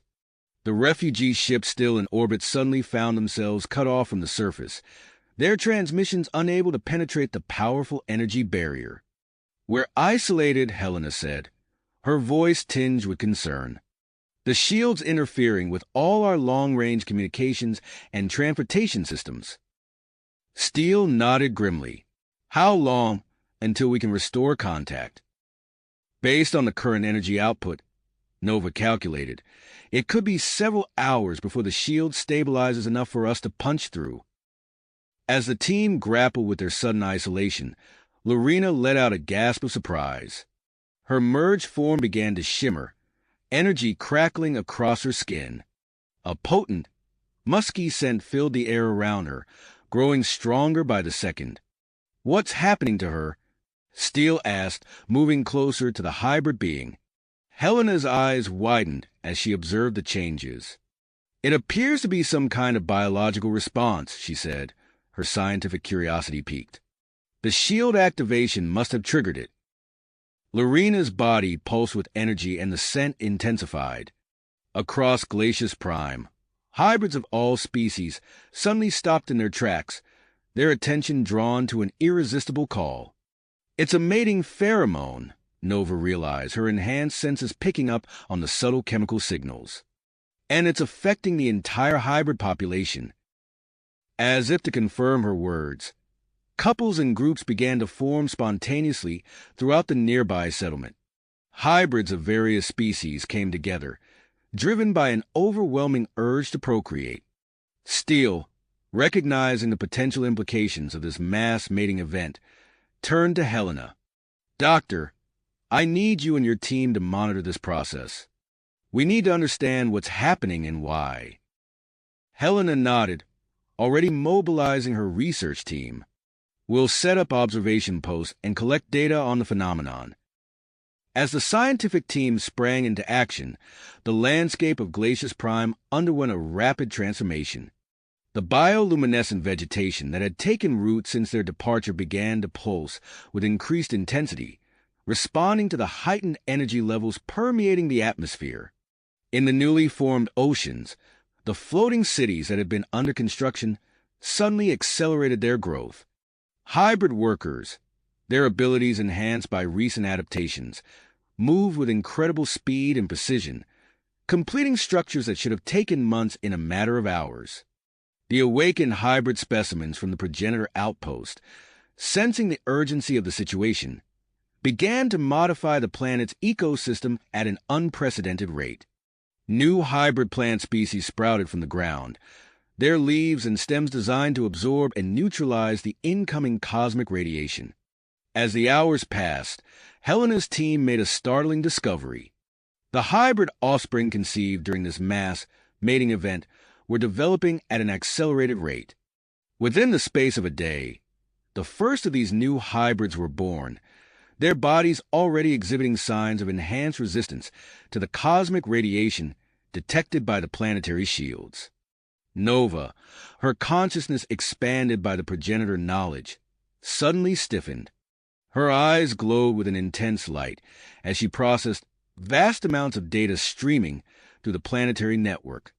"Commander," she said, her voice urgent, "I've detected an anomaly in the approaching cosmic radiation. The pattern suggests that this event may not be entirely natural. There's a possibility it was triggered or influenced by an advanced alien civilization." Steele's expression hardened at this news. "Relay that information to Admiral Voss immediately. We need to increase our surveillance of the surrounding space." As Nova complied, the hybrid starship that had brought them back to Glacius Prime began to pulse with energy. Its hull rippled and shifted, and before their eyes, smaller vessels began to emerge from its surface. "It's replicating," Steele observed, watching as the newly formed ships took to the skies, creating a defensive fleet to augment our planetary shield. The new vessels, sharing the adaptive capabilities of their parent ship, formed a protective perimeter around Glacius Prime. Their hulls shimmered with potential, ready to meet any threat that might penetrate the planet's energy shield. As night fell on Glacius Prime, the planet glowed with an otherworldly light. The bioluminescent forests pulsed in rhythm with the energy shield above, while the floating cities in the ocean shone like beacons of hope in the darkness. Steele stood at the edge of the research complex, gazing up at the shimmering barrier that now separated them from the rest of the galaxy. The cosmic event was upon them, and Glacius Prime was about to face its greatest test.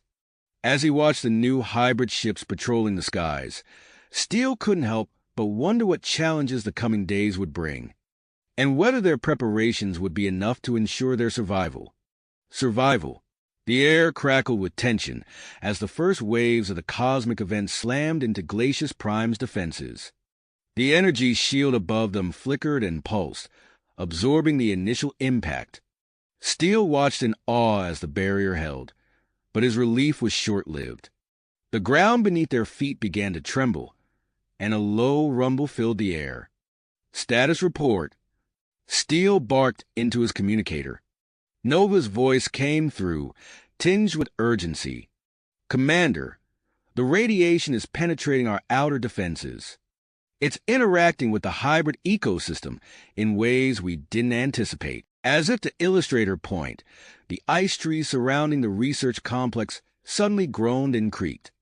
Their branches stretched skyward, growing at an impossible rate. Roots burst from the frozen ground, snaking across the surface before plunging deep into the planet's core. Helena rushed to a nearby console, her fingers flying over the controls. "The trees are stabilizing our orbit," she said, her voice filled with wonder. "They're acting as a planetary anchor." A piercing cry drew their attention. Lorena collapsed to the ground, her body convulsing. Energy crackled across her skin, and her form began to shimmer and distort. "Lorena!" Steele shouted, rushing to her side. Before he could reach her, a blinding flash forced him to shield his eyes. When the light faded, Steele saw not one but two figures lying on the ground where Lorena had been. Samarina and Lyra groaned, slowly pushing themselves up. Their bodies had changed, retaining some of the hybrid characteristics of their merged form. What happened?" Samarina asked, her voice hoarse. Lyra flexed her fingers, watching as energy danced between them. "We've separated, but we're not the same as before." As the two women got to their feet, the air around them shimmered. The nearby ice trees responded to their presence, branches bending towards them as if drawn by an unseen force. "Fascinating," Helena murmured, scanning them with a handheld device. "You've retained the ability to manipulate the hybrid ecosystem at a molecular level." A sudden influx of urgent communications flooded their network. Reports poured in from all corners of Glacius Prime, describing a planet-wide phenomenon. The mass mating event triggered by Lorena's pheromones was producing offspring at an alarming rate.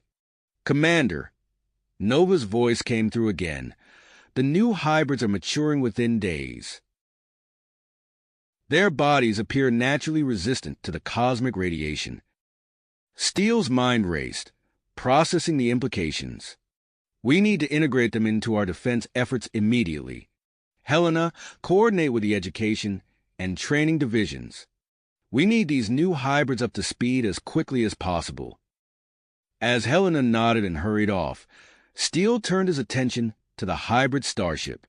Its hull rippled and pulsed, autonomous vessels continuing to emerge and take formation around the planet. "It's time," Steele said, his voice firm. "Initiate the temporal bubble plan." The hybrid starship and its fleet sprang into action. They spread out around Glacius Prime, creating a series of overlapping fields. The air within these bubbles shimmered and distorted, time itself bending to their will. Temporal field stable, Nova reported. We've effectively slowed time within Glacius Prime's vicinity. This should buy us the extra months we need to adapt. In the distance, Steele spotted Vextor, the Gravelex hybrid, floating above the ground.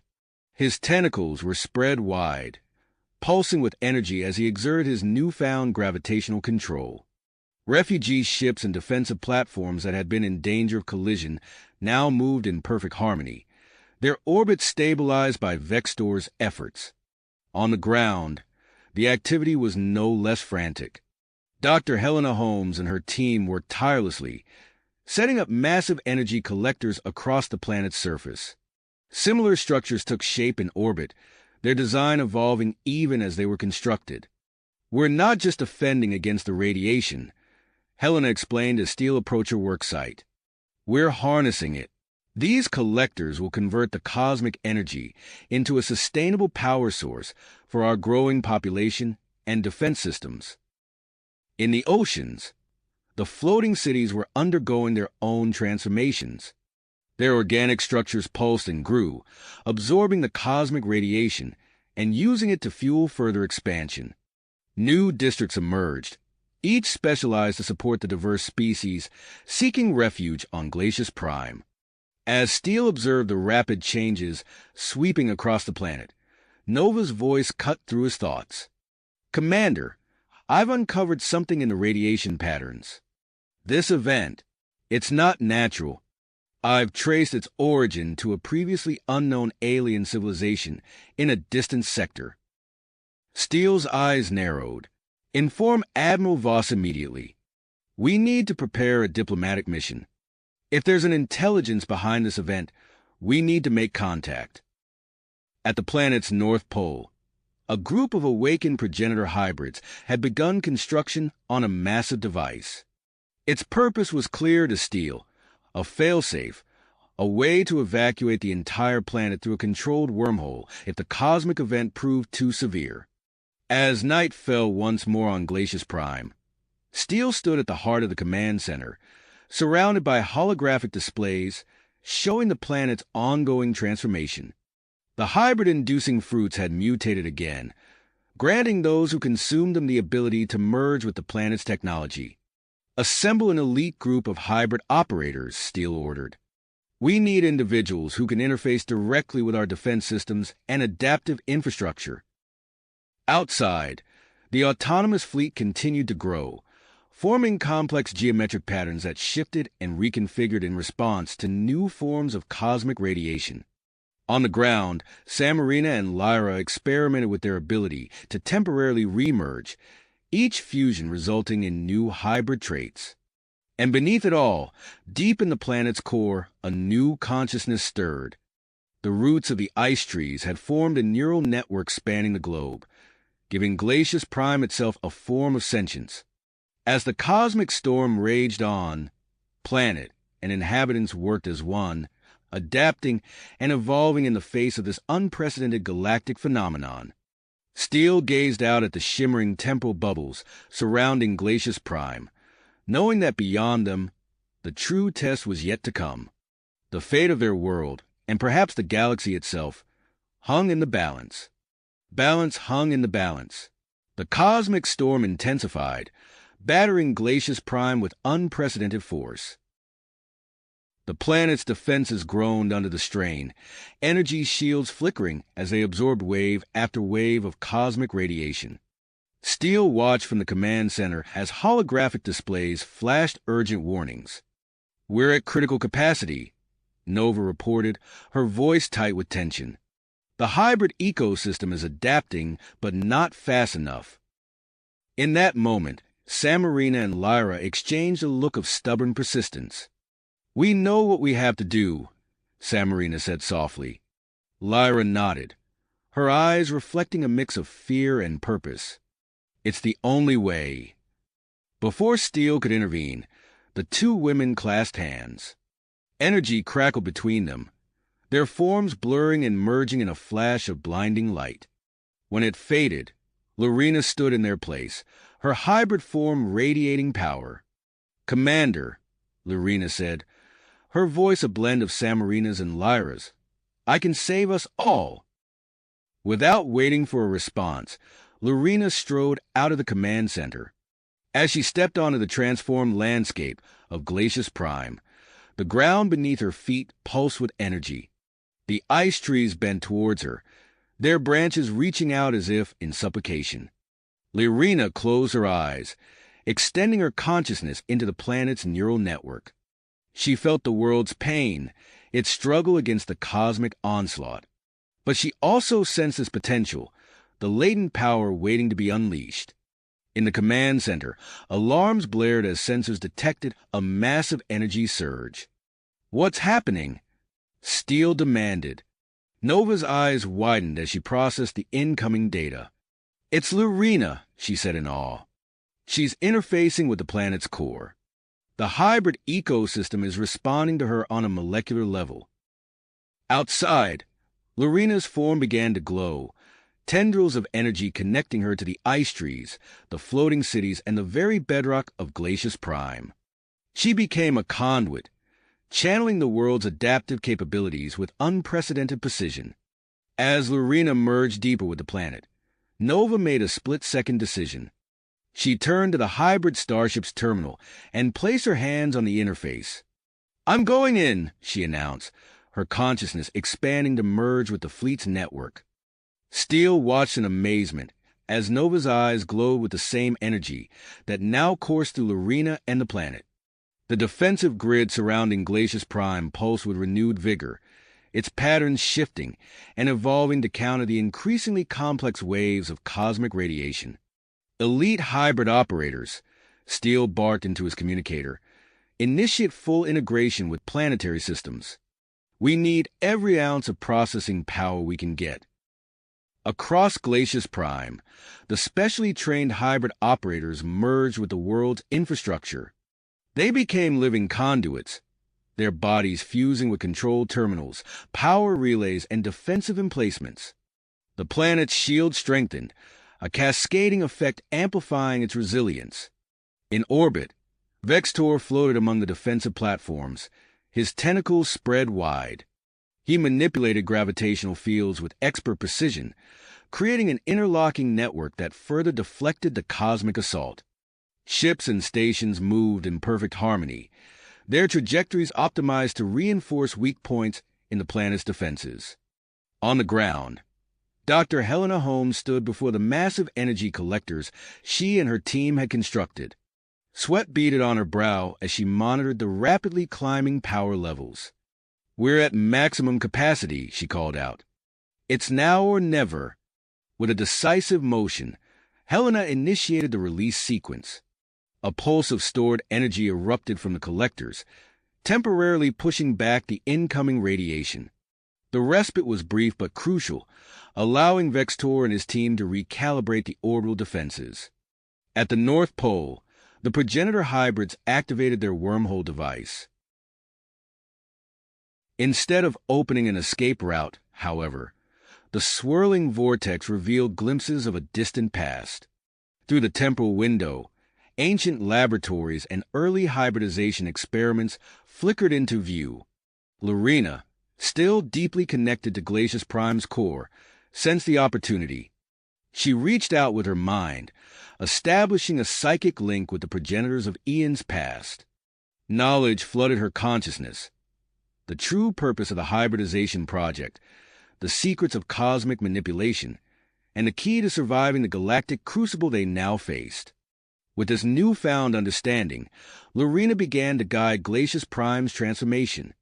The incoming radiation, once a threat, became a tool for controlled mutation. The planet's surface rippled and changed, ice trees merging with floating cities to form colossal biomechanical spires that channeled and processed the cosmic energy. The oceans, infused with hybrid genetic material, transformed into a vast, living supercomputer. It calculated and implemented real-time adaptations, countering the radiation's effects with ever-increasing efficiency. As the peak of the cosmic event passed, Glacius Prime emerged fundamentally altered. The once separate elements, planet, inhabitants, and surrounding space, had evolved into a new form of hybrid existence. The refugee fleet integrated seamlessly into this living system, each ship becoming a specialized organ in a vast, cosmic organism. In the heart of this transformed world, Lorena stood at the nexus of it all. Samarina and Lyra's consciousness found a new equilibrium within their merged form, their individual experiences and strengths harmonizing into something greater than the sum of its parts. Commander Steele, emerging from the command center, looked out over the changed landscape of Glacius Prime. The world he had fought so hard to protect had become something he could scarcely comprehend. Yet as he watched Lorena direct the planet's energies with the grace of a conductor leading a cosmic orchestra, he felt a profound sense of hope. Nova's voice, now resonating from every part of the planet ship, filled the air. "Commander, we're receiving a transmission. It's from the civilization responsible for the cosmic event." Steele straightened, his mind racing with the implications. As Glacius Prime prepared to make first contact with this advanced alien race, he couldn't help but marvel at how far they had come. The terrifying reason for their initial union had transformed into something beautiful, opening the door to a future filled with endless possibilities. The cosmic storm that had threatened to destroy them had instead forged them into something new, something extraordinary. And as Glacius Prime, now a living ship capable of traversing the cosmos, prepared for its next great adventure, Steele knew that this was not an ending, but a beginning. The stars beckoned, and Glacius Prime answered their call. You have reached the end of the story. If you enjoyed this story and want to support us, please leave a like and subscribe to our channel, and for every comment that says 88, I will heart every single one of them. Thank you for your time.